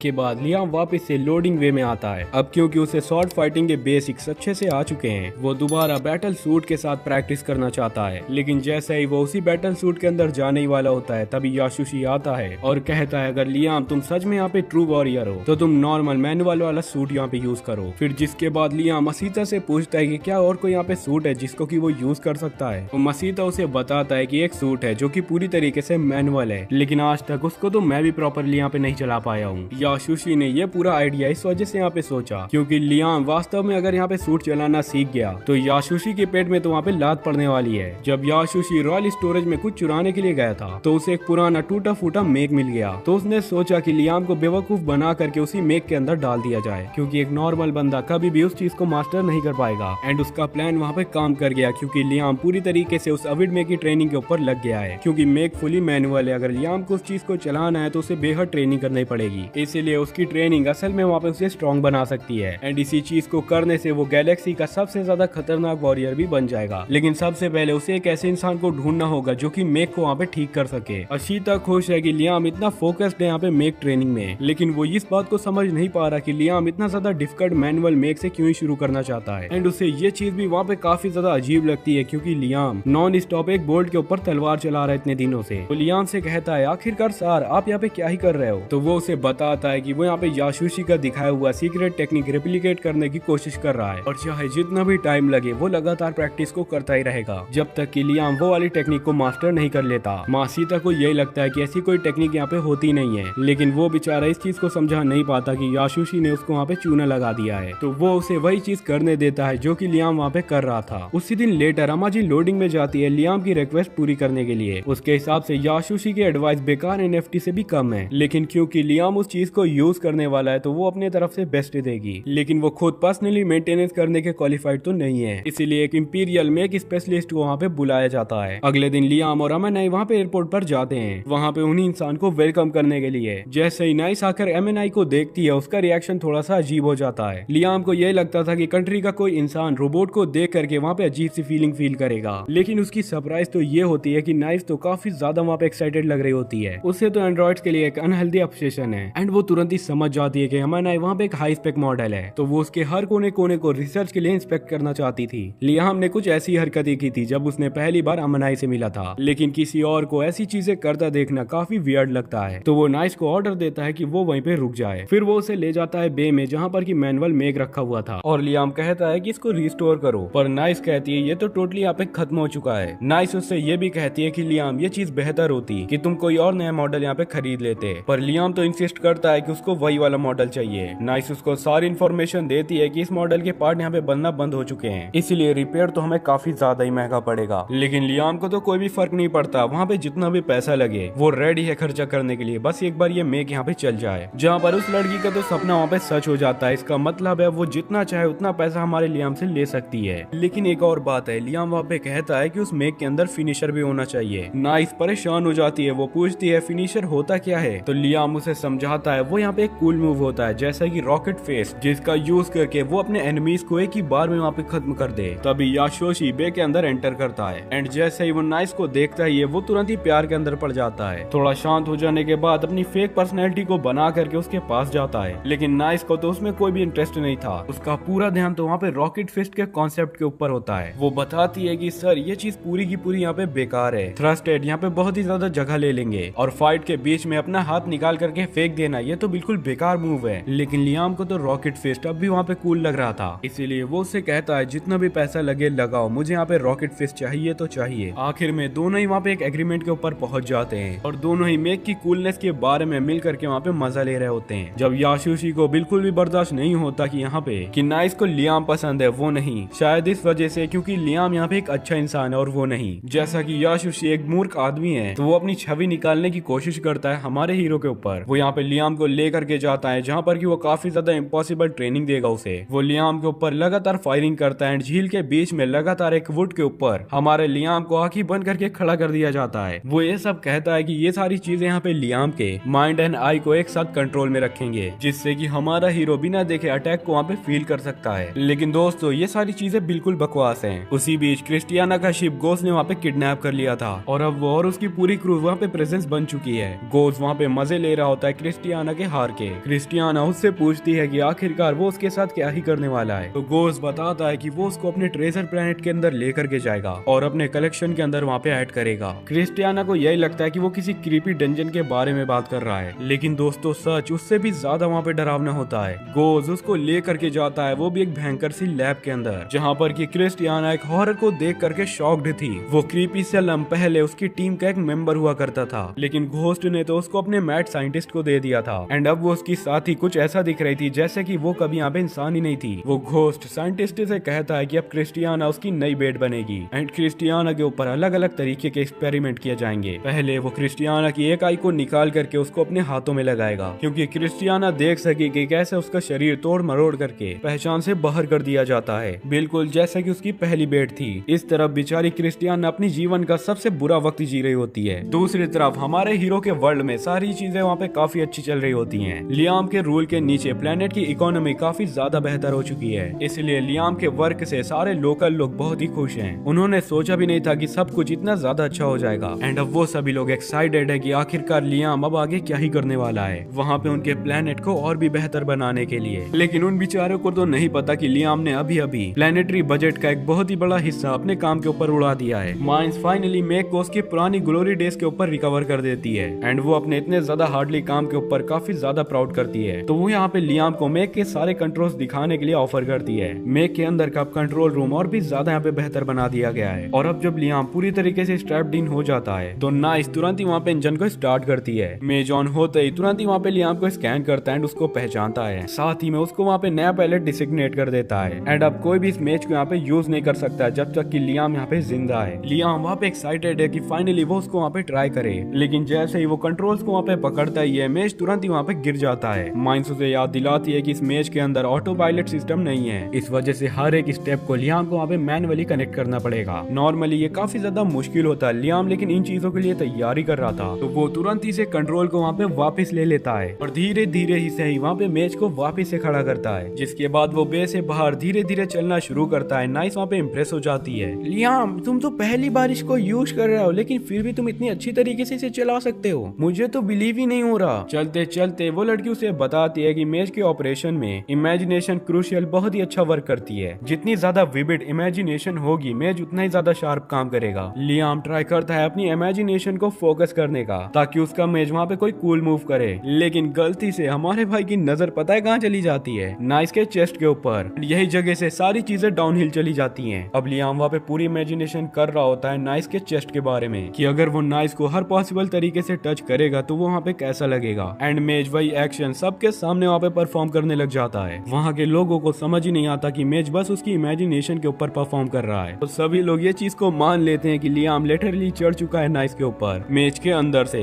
याशुशी ये सारी हरकतों को सोच करके गुस्से से वहाँ पे पागल हो जाता है। उसे यही लगता है कि लियाम ने उसके पेट के ऊपर वापस से लात मार दिया, मतलब कि उसकी क्रश को उसने छीन लिया। जबकि मासीटा थोड़ा सा रिलैक्स्ड फील करता है, वो कह रहा होता है फाइनली मेरे प्रिंस ने इंसानों के ऊपर तो यहाँ पे इंटरेस्ट दिखाया, नहीं तो मैं तो पागल ही हो रहा रहा था कि इसको यहाँ पे एआई पसंद है। लियाम ट्राई करता है कुछ समझाने का ताकि नैश उसे परवेंट ना समझे, लेकिन तब तक मेश तो पेल्विक थ्रस्ट करना भी वहाँ पे शुरू कर देता है। एंड फिर जिसके बाद गाइस आपको भी पता है कोई भी एक्सप्लेनेशन वहाँ पे काम ही नहीं आता। बदले में याशुशी दोबारा से लियाम के ऊपर टेनिस बॉल्स को फेंकता है, जिसके बाद लियाम वापस से अपने रेगुलर ट्रेनिंग के ऊपर लग जाता है। वो बाहर way of the flash technique की प्रैक्टिस कर रहा था, लेकिन वो जितनी भी शॉर्ट स्विंग कर ले वो पोस्ट को दूर से कट नहीं कर पाता। अब उसे यही फील होने लग जाता है कि शायद उसके अंदर स्वॉर्डमैनशिप का टैलेंट ही नहीं है। तभी अमान जी वहाँ पे आती है एंड उसे ये चीज को फील करने से वहाँ पे रोकती है। वो उसे समझाती है कि प्रॉब्लम तुम्हारे अंदर नहीं है लियाम, बल्कि याशुशी और उसकी बेकार सी टीचिंग के ऊपर प्रॉब्लम है। और जो अंधा ट्रस्ट लियाम वहाँ पे उसके ऊपर करता है वो भी यहाँ पे एक बड़ा इशू है। लेकिन जब लियाम फेथ इन याशुशी सुनता है तो उसे यही लगता है कि अमान जी यही कह रही है कि उसके टीचर के ऊपर उसका फेथ पूरा नहीं है। उसके लिए ये मान लेना बिल्कुल इम्पॉसिबल है कि याशुशी उससे झूठ बोल सकता है या फिर गलत हो सकता है। इसलिए लियाम यही सोचता है कि उसकी गलती ये सारी चीजें यहाँ पे उसकी सोचने में हो रही हैं, याशुशी की नहीं। तभी लियाम को अचानक से याद आता है कि इस दुनिया के अंदर तो यहाँ पे मैजिक भी एग्जिस्ट करता है, चाहे बिना टच किए किसी पोस्ट को स्लाइस करना फिजिकली यहाँ पे इम्पॉसिबल लगे, लेकिन मैजिक के वजह से ये चीज तो यहाँ पे पॉसिबल हो सकती है। ये रियलाइजेशन हमारे लियाम के ट्रेनिंग में एक बड़ा ब्रेक थ्रू बन जाता है। अगले कुछ महीने वो लगातार मैजिक के साथ स्लैशिंग प्रैक्टिस को करता रहता है, जब तक एक दिन वो याशुशी को बुलाता है ताकि वो उसको दिखा पाए कि उसने यहाँ पे क्या चीज को अचीव किया है। लियाम याशुशी से कहता है कि उसने finally the way of the flash को मास्टर कर लिया है, लेकिन याशुशी को लगता है ये तो हो ही नहीं सकता, ये चीज तो एग्जिस्ट नहीं करती, तो ये महाशय कहाँ से सीख जाएंगे भाई। तो वो यही चीज को एक्सपेक्ट करता है कि लियाम एक बार फिर वहाँ पे फेल होगा, लेकिन जैसे ही लियाम वहाँ पे अपनी शॉट को निकालता है वो एक कंसंट्रेटेड मैजिक फ्लो को वहाँ पे बाहर फेंकता है, जो तो दूर से ही पोस्ट को वहाँ पे आधा कर देती है। याशुशी तो अपनी आंखों के ऊपर भरोसा नहीं रख पा रहा, लेकिन अपने मास्टर वाली इमेज को बरकरार रखने के लिए वो लियाम से कहता है कि उसने बहुत अच्छा काम किया है, लेकिन टेक्निक को सच में मास्टर करने के लिए अभी भी बहुत कुछ सीखना बाकी है। याशुशी वहाँ से चला जाता है, लेकिन अंदर ही अंदर वो यहाँ पे घबरा चुका है, क्योंकि लियाम ट्रेनिंग में सच में एक मास्टर है। इतने सालों तक याशुशी उससे वे ऑफ द फ्लैश के बारे में झूठ बोलता रहा, लेकिन फिर भी लियाम ने किसी न किसी तरीके से उसी टेक्निक को अचीव कर लिया। थोड़ी समय के बाद लियाम को पता चलता है कि उसके एक रिसोर्स प्लेनेट के ऊपर कुछ पायरेट्स ने आकर के हमला कर दिया है। ये वही प्लेनेट है जो कि बैंकफील्ड चलते के दौरान इसी प्लेनेट को इम्प्लिमेंट नहीं किया गया था। बस इसी वजह से एम्पायर ने उसे यहाँ पे नहीं लिया, क्योंकि वहाँ का एनवायरनमेंट बहुत ही खराब है और माइनिंग बहुत ही मुश्किल। इसी वजह से उन्हें लगा कि ये प्लेनेट यहाँ पे कोई भी काम का नहीं है। लेकिन अमागी ने कुछ प्लांट्स को वहाँ पे सेटअप किया था ताकि वहाँ से एक्स्ट्रा इनकम को जनरेट किया जा सके। अब वही प्लांट पायरेट्स का टारगेट बन चुका है और बैंकफील्ड आर्मी जा करके वहीं पे उनसे लड़ाई कर रही है। लेकिन यहाँ पे हमारे हीरो को लगता है कि वो लोग ज्यादा देर तक वहाँ पे टिक नहीं पाएंगे। लियाम अमागी से पूछता है कि क्या उसके पास कोई बैटल प्लान है। अमागी सजेस्ट करती है कि वो दोनों प्लेनेट के ब्लाइंड स्पॉट से जा करके हमला करे, जिससे कि पायरेट्स वहाँ पे सरप्राइज हो जाएं। लियाम को ये वाला आइडिया पसंद आता है एंड वो तुरंत ही अपनी आर्मी का ऑर्डर दे देता है वो लोग ऑर्बिट के अंदर पायरेट फोर्सेस को रोकें, जब तक वो खुद पर्सनली प्लेनेट की यहाँ पे रक्षा करेगा। माशिता कोशिश करता है उसको वहाँ पे मना करने की, क्योंकि एक लॉट के लिए फ्रंट लाइन के अंदर लड़ना बहुत ही डेंजरस होता है। लेकिन लियाम बोल पड़ता है वो किसी को भी अपना माल चुराने नहीं देगा, साथ ही उसे अपने नए स्किल्स को भी दिखाने का मन है। लियाम और उसकी बची हुई फ्लीट जल्दी वहाँ पे रिसोर्स प्लेनेट के ऊपर पहुंच जाते हैं एंड अमागी रेल क्लाइन को वहाँ पे रेडी करती है, जिसके अंदर के लियाम का खुद का मेक वहाँ पे लोड किया जाता है। जैसे ही कैनन क्लाइम होती है अमागी लियाम को इन्फॉर्म कर देती है उसे प्लेनेट की सरफेस की तरफ हाई स्पीड में ले जाकर के लॉन्च किया जा रहा है। तब पायरेट्स वहाँ के लास्ट प्लेनेटरी रिसोर्स को जाकर के डिस्ट्रॉय कर रहे होते हैं। तभी अचानक उनमें से कोई एक को कोई हवा से आकर के उड़ा देता है। पायरेट्स पलट करके देखते हैं कि आखिरकार ये हमला किसने किया। तभी लियाम वहाँ पे डिसलैंड करता है उनके ऊपर। लियाम तो वहाँ पे एक पायरेट के बीच से 2 टुकड़े करके फेंक देता है। बाकी के बचे सारे पायरेट्स अलग अलग हो जाते हैं, छुपने की वहाँ पे जगह ढूंढते हैं ताकि वह लोग लियाम को सराउंड कर सकें। लेकिन जैसे ही 2 पायरेट्स पीछे से जा करके लियाम को अटैक करने के लिए जाते हैं, लियाम उनको फील कर लेता है और तुरंत दोनों को वहाँ पे काट देता है। वो उन्हें आंखों से तो नहीं देख सकता था, लेकिन याशुशी के टेनिस बॉल वाले टॉर्चर ने उसको पूरी तरीके से अंधा होकर के लड़ना सिखा दिया था। तभी एक ग्रुप ऑफ पायरेट लियाम के ऊपर लेजर अटैक करते हैं तो लियाम भी डिसाइड करता है कि वो वही करेगा। वो अपनी तलवार को शीट करता है ताकि एक लेजर कैनन को समन कर सके। फिर वो लेफ्ट और राइट सब जगह वहाँ पे ब्लास्ट करना शुरू कर देता है, जिससे कि पायरेट्स डिसाइड करते हैं कि उन्हें एक साथ मिल करके इसके ऊपर हमला करना होगा। लेकिन गलती से वो सभी पायरेट्स एक परफेक्ट लाइन के अंदर आ जाते हैं, बिल्कुल सही मूवमेंट फॉर हमारे लियाम के लिए, एक अच्छा और परफेक्ट अटैक लॉन्च करने के लिए। एंड हमारा हीरो भी वैसा ही करता है, वो तुरंत ही से अपनी स्वॉर्ड को निकालता है एंड अपने माना के फ्लैश के साथ पायरेट आर्मी की आधी आर्मी को तो वहीं पे खत्म कर देता है। पायरेट अब सदमे में, भाई इतने ज्यादा दूर से कोई कैसे ही मार सकता है हमें। एंड अगर वो ऐसा कर सकता है तो ये कहना भी बुरा नहीं होगा कि हमें उससे लड़ना नहीं चाहिए, हमें यहाँ पे भागना होगा। दोस्तों जितने भी लोग वहाँ पे बचे होते हैं वो लोग तुरंत ही से वहाँ पे भागने लग जाते हैं। लियाम अब डिसअपॉइंटेड होता है कि वो अपनी और भी ज्यादा स्वॉर्ड स्किल को नहीं दिखा पाया, लेकिन वो ये चीज को भी नहीं चाहता कि पायरेट्स इसी तरीके से आ करके चले जाएं। मतलब कि लियाम का कहना है अगर हमारी कंट्री आए हो तो पहल के तो जाओगे ही। तो वो अपने सीक्रेट वेपन का इस्तेमाल करने की कोशिश करता है। वो तेजी से चिल्लाता है रॉकेट फिस्ट एंड अपना हाथ वहाँ पे दौड़ते हुए पायरेट्स की तरफ पॉइंट कर देता है। लेकिन नॉर्मल रॉकेट फिस्ट की तरह नहीं, बल्कि एवेड एक जाइंट एटॉमिक बॉम्ब निकलता है एंड वो गलती से वहाँ पे लॉन्च भी हो जाता है। अभी इस इतने भयंकर अटैक के बाद कोई भी पायलट वहाँ पे जिंदा बचने वाला नहीं था। लेकिन लियाम अभी भी वहाँ पे अपसेट था क्योंकि ये वो चीज नहीं थी जो कि उसने वहाँ पे उसी लड़की से बोला था। उसका मतलब था कूल रॉकेट पंच, ना कोई एटॉमिक बॉम्ब। उसी बीच लियाम को अमागी का एक मैसेज मिलता है। वो माफी मांगती है क्योंकि उसकी वजह से कई सारे पायरेट्स वहाँ से चले गए एंड वो काफी सारे पायरेट्स को मार भी नहीं पाई। 60% पायरेट्स लोग वहाँ पे एस्केप कर चुके हैं, लेकिन अमागी ने 30% पायरेट्स को तो वहाँ पे उड़ा दिया है एंड जितनी भी शिप वहाँ पे बच गई उन लोगों को अपनी कमांडर की आर्मी के अंदर रख लिया गया है। पूरा फोर्स वाइप आउट करना अच्छा होता है, लेकिन लियाम तो वहाँ पे फाइनल रिजल्ट से खुश है। वो तुरंत ही अमागी को थैंक्स बोलता है एंड कहता है कि उसने अच्छा जॉब किया। इधर पायरेट गोस्ट को भी पता चल चुका है कि उसने थोड़ी देर पहले जो यहाँ पे अटैक करवाया था वो सभी के सभी लोग अपने विजन के अंदर वहाँ पे फेल हो चुके हैं। जिसके बाद ये गोस्ट गुस्से से पागल हो चुका है। साइंटिस्ट उसे बताता है कि तुम्हारे कमांडर लोगों ने यहाँ पे उस बैंकफील्ड कंट्री को कम आका था, इसके वजह से वो लोग इतनी बुरी तरीके से हारे हैं। इसके कारण उनको वहाँ पे पीछे हटना पड़ा, वरना तो उनकी पूरी की पूरी फ्लीट वहाँ पे खत्म हो जाती। पर चाहे फैसला जितना भी लॉजिकल हो, गोस्ट को वहाँ पे कोई फर्क नहीं पड़ता।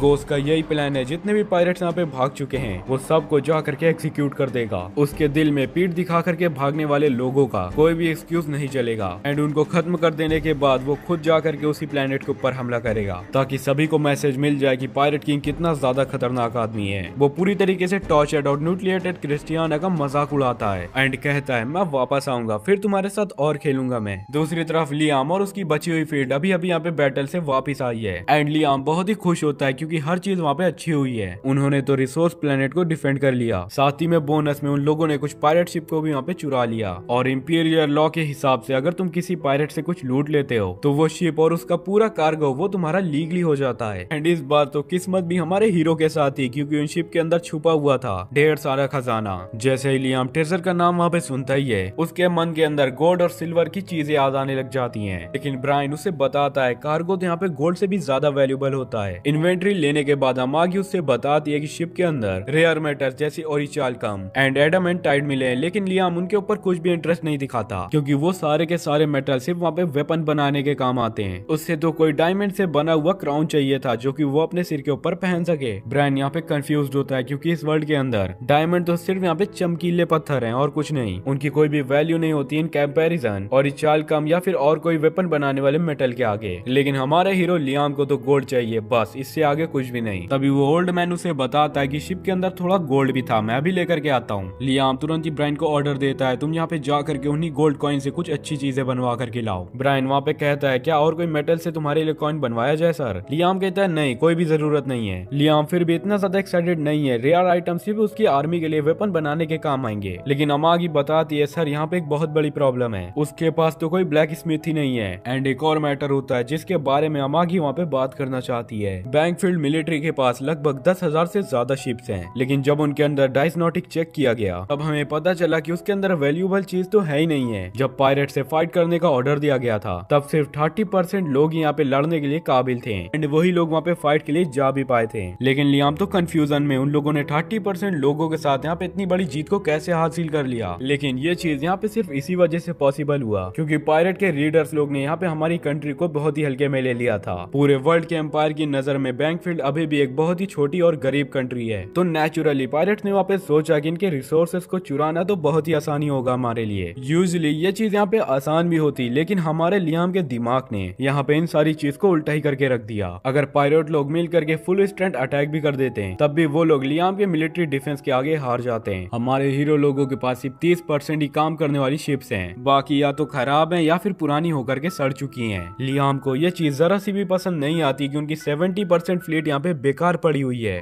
अमागी वहाँ पे एक आइडिया देती है सारी ब्रोकन शिप्स को हटा दो, लेकिन ब्रायन तो तुरंत ही वहाँ पे ऑब्जेक्ट करता है। उसका कहना है अगर शिप्स को हटा दिया गया तो उनकी मिलिट्री स्ट्रेट एम्पायर के रिकॉर्ड पर पूरी तरीके से डाउन हो जाएगी, जिसके वजह से दूसरे लोग बैंकफील्ड कंट्री को यहाँ पे इजिली टारगेटेबल कंट्री समझ लेंगे। लेकिन लियाम वहाँ पे सोचता है, पर वो यहाँ पे मेंटेनेंस की हाई कॉस्ट को सोच करके अमागी की बात तुरंत ही वहाँ पे मान मान लेता है। अमागी ब्रायन को शांत करते हुए वहाँ पे सजेस्ट करती है, अगर वो सारे रियल मेटल जो कि हमने पायरेट से यहाँ पे चुराया है हम लोग उन्हें बेच देते हैं तो हमारे नए शिप्स खरीदने के लिए काफी सारे पैसे होंगे। यहाँ पे दुनिया के दूसरे कोने में नियाज खड़े होकर के प्रेजेंटेशन दे रही होती है अपने नई वॉरशिप डिजाइन के लिए। वो प्राउडली बता रही होती है कि उसने शिप का आउटपुट 7% से भी ज्यादा बढ़ा दिया है एंड अब वो ज्यादा responsive and easy to remake है। उसका प्रॉमिस है अगर इंपीरियल आर्मी इस शिप को अडॉप्ट करती है तो उनका फ्लीट और भी ज्यादा यहाँ पे पावरफुल बन जाएगा। फिर नेक्स्ट प्रेजेंटेशन होती है ओलिविया की, जो कि एक लग्जरी क्रूज लाइनर जैसा शिप वहाँ पे दिखाती है। वो शिप एक लग्जरी होटल जैसा फील देता है वहाँ पे उसे चलाने वाले को और रहने वाले को, with bars, entertainment zone and कई सारी अच्छी अच्छी चीजें। मैग्निस के वार करने वाले कॉम्बैट में वो डेफिनेटली बेटर होती है, लेकिन ओलिशिया की शिप में लग्जरी का लेवल एकदम ही हाई था अच्छे लोगों के लिए एंड इतनी ज्यादा लग्जूरियस चीज को देख करके इंपीरियल आर्मी तुरंत ही से उसको चुन लेती है। मैग्नेस वहाँ पे आर्ग्यू करती है कि उसका शिप वहाँ पे ज्यादा स्ट्रॉन्ग है क्योंकि उसने सारे के सारे रिसोर्सेज वहाँ पे कॉम्बैट के लिए लगा दिए थे। पर ओलिविया तो वहाँ पे स्मार्टली कह देती है स्ट्रेंथ सिर्फ पावर से नहीं होती, क्रू के मोराल से भी होती है। अगर क्रू दिन भर की लड़ाई के बाद जा करके बार में आराम कर सके तो उनकी दिन भर की थकान यूं यहाँ पे मिट जाएगी, जिसकी वजह से वो अगले दिन और भी ज्यादा अच्छा लड़ सकते हैं। कॉन्फ्रेंस से बाहर निकलते वक्त ओलिसिया थोड़ा सा वहाँ पे ग्लोट करती है कि एम्पायर ने उसे मैग्नेस पर प्रेफर कर दिया। मैग्नेस प्रेफर करती है कि वो ये वाला बैटल को हार चुकी है, लेकिन वो कसम खाती है कि रियल फाइट में वो अपनी शिप की पावर को दिखा करके रहेगी। लेकिन दोस्तों प्रॉब्लम तो ये है उसने पूरा का पूरा बजट ऑलरेडी इसी प्रोजेक्ट के ऊपर उड़ा दिया है एंड उसके शिप्स किसी ने भी नहीं खरीदे तो उसे यहाँ पे बैंकरप्सी को डील करना पड़ेगा। तभी उसको लेटे लेटे आइडिया आता है लियाम अगर उसने जा करके अपनी शिप को लियाम को बेचा तो वो बैंकरप्ट से भी यहाँ पे बच सकती है। बाय द वे लियाम तो यहाँ पे इतना बड़ा खर्चू है कि उसने इतने ज्यादा बेकार से रोबोट के ऊपर इतना ज्यादा जब खर्च कर दिया तब तो वो मेरी इतनी ज्यादा डिजिटल मशीन के ऊपर पक्का ही मान जाएगा। इसी बीच अर्थ में गाइड वहाँ पे लोगों की तकलीफ देख करके और भी ज्यादा अपनी जिंदगी को खुशहाली में गुजार रहा है, लेकिन उसके हिसाब से ये सारी तकलीफ कुछ भी नहीं है लियाम के दुख के सामने। जब लियाम ने आखिरी बार उस गाइड को देखा था तो उसने वहाँ पे उसे एक ऐसे वर्ल्ड के अंदर भेजा था जहाँ तो उसके थर्ड क्लास पेरेंट्स थे जो कि अपना सारा कर्जा लियाम के ऊपर चढ़ा करके वहाँ पे भाग गए थे। तो नेचुरली गाइड को यही उम्मीद थी कि अब तक लियाम और उसकी टेरिटरी पूरी तरीके से तबाह और बर्बाद हो चुकी होगी, लेकिन जब वो चेक करता है भाई के तो होश उड़ जाते हैं पूरी तरीके से। अरे भाई इसका प्लान तो सचमुच यहाँ पे तरक्की कर रहा है। गाइड का प्लान पूरी तरीके से फेल हो गया और उसको ये वाली बात बिल्कुल भी पसंद में नहीं आती, लेकिन उसके पास अभी एक और उम्मीद थी लियाम का मास्टर याशुशी। उसने तो जानबूझ करके याशुशी जैसे फ्रॉड को उसके पास वहाँ पे भेजा था, एक ऐसा बंदा जो कि तलवार को ढंग से पकड़ भी न पाता हो वो जाकर के इसे यहाँ पे सिखाएगा और लियाम ने उससे कुछ भी नहीं सीखा होगा। उतने में एक बार के अंदर कुछ लोग बैठ करके वहाँ पे कुछ सीक्रेट बातें कर रहे होते हैं। सभी लोग यही कह रहे होते हैं कि लियाम के राज में इकोनॉमी कितनी ज्यादा बेहतर हो चुकी है, लेकिन याशुशी वो तो एकदम अलग ही जोन में है। वो अपने मन के अंदर सोचता है लियाम तो एक पूरा का पूरा मॉन्स्टर है, उसे पता है कि वो खुद एक ढोंगी है एंड उसके सारे सिखाए गए मूव भी यहाँ पे बिल्कुल फर्जी थे एंड उसने तो जानबूझ करके लियाम को असंभव टास्क दिया था ताकि वो उनसे कुछ भी न सीख पाए, लेकिन लियाम ने तो उन्हीं चीजों से अपनी काबिलियत और मैजिक दिखा करके उन्हीं चीजों को सीख लिया जो कि बिल्कुल अनरियल थे। गाइड तो साइड में बैठ करके ये सारी बातें सुनता है, लेकिन वो बिल्कुल से कंफ्यूज हो जाता है ये क्या बकवास है। वो तुरंत ही लियाम को देखता है एंड वो ये चीज को नोटिस करता है कि लियाम वहाँ पे खड़े होकर के ट्रेनिंग कर रहा है। वो एक वुड के टुकड़े को बिना छुए वहाँ पे अपने शॉर्ट से काट देता है, वो भी अपने मैजिक की वजह से, जिसके बाद गाइड बिल्कुल वहाँ पे हिल जाता है क्योंकि उसने तो लियाम को कोई भी मैजिकल एबिलिटी दी नहीं थी। ये सभी की सभी चीजें खुद की मेहनत से लियाम ने वहाँ पे हासिल किया है। गाइड को तो समझ में ही नहीं आ रहा होता है कि लियाम ने इतने बुरे वर्ल्ड के अंदर भी इतने अच्छा चीज कर रखा है एंड वो इतना ज्यादा ओवर पावर्ड कैसे हो गया। एंड सच कहूँ तो लियाम खुद भी वहाँ पे फील नहीं कर पा रहा था कि उसकी लाइफ 5 साल में इतनी ज्यादा चेंज हो जाएगी। पूरी तरीके से कर्ज में डूबा, फैमिली ने भी आखिरकार उसको धोखा दे दिया। ये तो किसी की भी जिंदगी को बर्बाद करने के लिए काफी होता, लेकिन किसी तरह लियाम ने सारी चीजों को संभाल लिया। लियाम की टेरिटरी की इकोनॉमी वहाँ पे ग्रोथ कर रही है एंड अब उसकी ड्रीम लाइफ अब वहाँ पे शुरू हो चुकी है। आयरॉनिकली गाइड की मदद से लियाम के अंदर के पॉजिटिव इमोशंस गाइड के लिए जहर की तरह बनते हैं। वो गाइड बेचारा लगभग टूट ही जाता है, बिखर जाता है भाई, लेकिन तभी याशुशी के नेगेटिव इमोशंस का थोड़ा स्वाद लेता है एंड खुद को वापस से वहाँ पे रिकवर कर लेता है, जिसके बाद गाइड अब नया प्लान बना रहा है लियाम की जिंदगी को तबाह करने के लिए। गाइड के हिसाब से जब कोई इंसान पीक पर होता है तभी उस इंसान को गिराने में मजा भी आता है। इसी दौरान बैठ करके लियाम और अमागी वहाँ पे शिप की सिचुएशन के बारे में बात कर रहे होते हैं। लियाम कहता है क्या कोई लीड मिली यहाँ पे? अमागी उसे बताती है सर इंपीरियल आर्मी यहाँ पे अपनी फ्लीट को अपग्रेड कर रही है, तो वो अपनी पुरानी शिप्स को डिस्काउंट के अंदर बेच रही है। वो मॉडल्स आउटडेटेड जरूर है, लेकिन फिर भी इंपीरियल स्टैंडर्ड के शिप्स यहाँ पे बेहद ही काफी ज्यादा खतरनाक और पावरफुल भी होते हैं। लियाम ये बात को सुन करके तुरंत ही रेडी हो जाता है उन्हीं शिप्स को खरीदने के लिए, लेकिन अमागी उसे तुरंत ही वार्न करती है एक कंडीशन है सर, अगर लियाम उनकी शिप्स को लेना चाहता है तो उनकी एक्सिस्टेंट क्रू मेंबर मेंबर्स को भी वहाँ पे हायर करना पड़ेगा। बेसिकली एम्पायर अपने अनवांटेड सोल्जर्स को यहाँ पे लियाम को देना चाहती है, जिसके कारण वो लियाम से उनका बर्डन वहाँ पे उठवा रही है। सारे क्रू मेंबर्स को हायर करना काफी कॉस्टली तो होगा, लेकिन अगर बजट की बात करें तो अमागी वहाँ पे कहती है हम लोग यहाँ पे अफोर्ड कर सकते हैं। एटलीस्ट उन क्रू मेंबर्स के अंदर एक्सपीरियंस ऑफिसर्स हैं, जिनके होने से लियाम की आर्मी की स्ट्रेंथ और डिसिप्लिन दोनों ही बढ़ जाएंगी। जब अमागी ने पूरा ब्रेकडाउन दिया तो लियाम को भी वहाँ पे एहसास हुआ कि आइडिया तो यहाँ पे बिल्कुल सॉलिड है, इसलिए वो डील के लिए तुरंत ही हाँ कर देता है। लेकिन गाइड तो साइड में खड़ा होकर के ये सारी बातों को सुन रहा होता है एंड अभी तक उसके दिमाग के अंदर एक इविल प्लान भी आ चुका था। उसका प्लान यही होता है कुछ सुपर सिंसियर और लॉयल टाइप के लोग लियाम की टेरिटरी में सोल्जर बना करके भेज दिए जाएंगे, ताकि जब लियाम अपने इविल लॉर्ड की एक्टिंग करे तो वही लोग वहाँ पे उसकी मुखालफत करे और धीरे धीरे उसके किंगडम से उसी को वहाँ पे छीन लें। एंड इसी तरीके से अभी तक सारे किंगडम तो तबाह हुए हैं जब अपने ही अपने के खिलाफ खड़े हो जाते हैं। दूसरी तरफ याशुशी अपने घर के अंदर हैंगओवर के साथ पड़ा हुआ होता है, सोचता हुआ मैं यहाँ तक कैसे ही गिर गया। तभी नियाज की अचानक से आवाज आती है एंड याशुशी तुरंत ही से वहाँ पे लौंडा बन जाता है। नियाज को उसके ऊपर थोड़ा पहले शक था, लेकिन जब वो देखती है कि लियाम इतना ज्यादा इम्प्रूव कर चुका है तो उसे भी ये चीज यकीन हो गई कि याशुशी सच में कोई मास्टर है। याशुशी के दिल के अंदर तुरंत ही बेल्स बजने लग जाती हैं। क्या ये यहाँ पे मेरा रोमांटिक चांस हो सकता है? लेकिन माइंड की तो कुछ और रोमांटिक चाल थी। नियाज को तो लियाम के बारे में सारी की सारी इन्फॉर्मेशन चाहिए थी, लेकिन उसने बात कुछ ऐसे ही अंदाज में की कि याशुशी को वहाँ पे फील हुआ कि वो उसकी बहुत ही ज्यादा तारीफ कर रही है। नियाज कहती है किसी आदमी का मूड कैसे हम लोग यहाँ पे ठीक कर सकते हैं। याशुशी समझ जाता है कि वो उससे सेक्शन वाली टिप्स मांग रही है। अब याशुशी यहाँ पे सोच में पड़ जाता है अगर मैंने यहाँ पे अपने ख्याल को बोल दिया तो क्या ये मुझे यहाँ पे अजीब समझेगी। लेकिन जब नियाज पूरी सच्चाई और सारे इमोशंस के साथ बोलती है, याशुशी का सारा सब्र वहाँ पे जवाब दे देता है एंड फिर वो शुरू हो जाता है अपने सबसे ज्यादा गंदे फैंटेसीज एंड शॉर्ट कोड को बताने के लिए। वहाँ पे कुछ सेकंड तक तो नियाज एकदम ही शांत हो जाती है। याशुशी अब मन में सोचता है अब तो बेटा मेरा पत्ता कट हो गया यहाँ पे। तभी नियाज शांति से वहाँ पे पूछती है स्टॉकिंग्स को भी पहन लूं? याशुशी का तो अब दिमाग पूरी तरीके से ब्लैंक हो जाता है। हैं? अभी तक इसने मुझे अजीब नहीं समझा? वो कहता है हाँ स्टॉकिंग्स भी चलेंगी। नियाज कहती है बस थैंक यू, तुम्हारी सलाह के लिए दिल से शुक्रिया।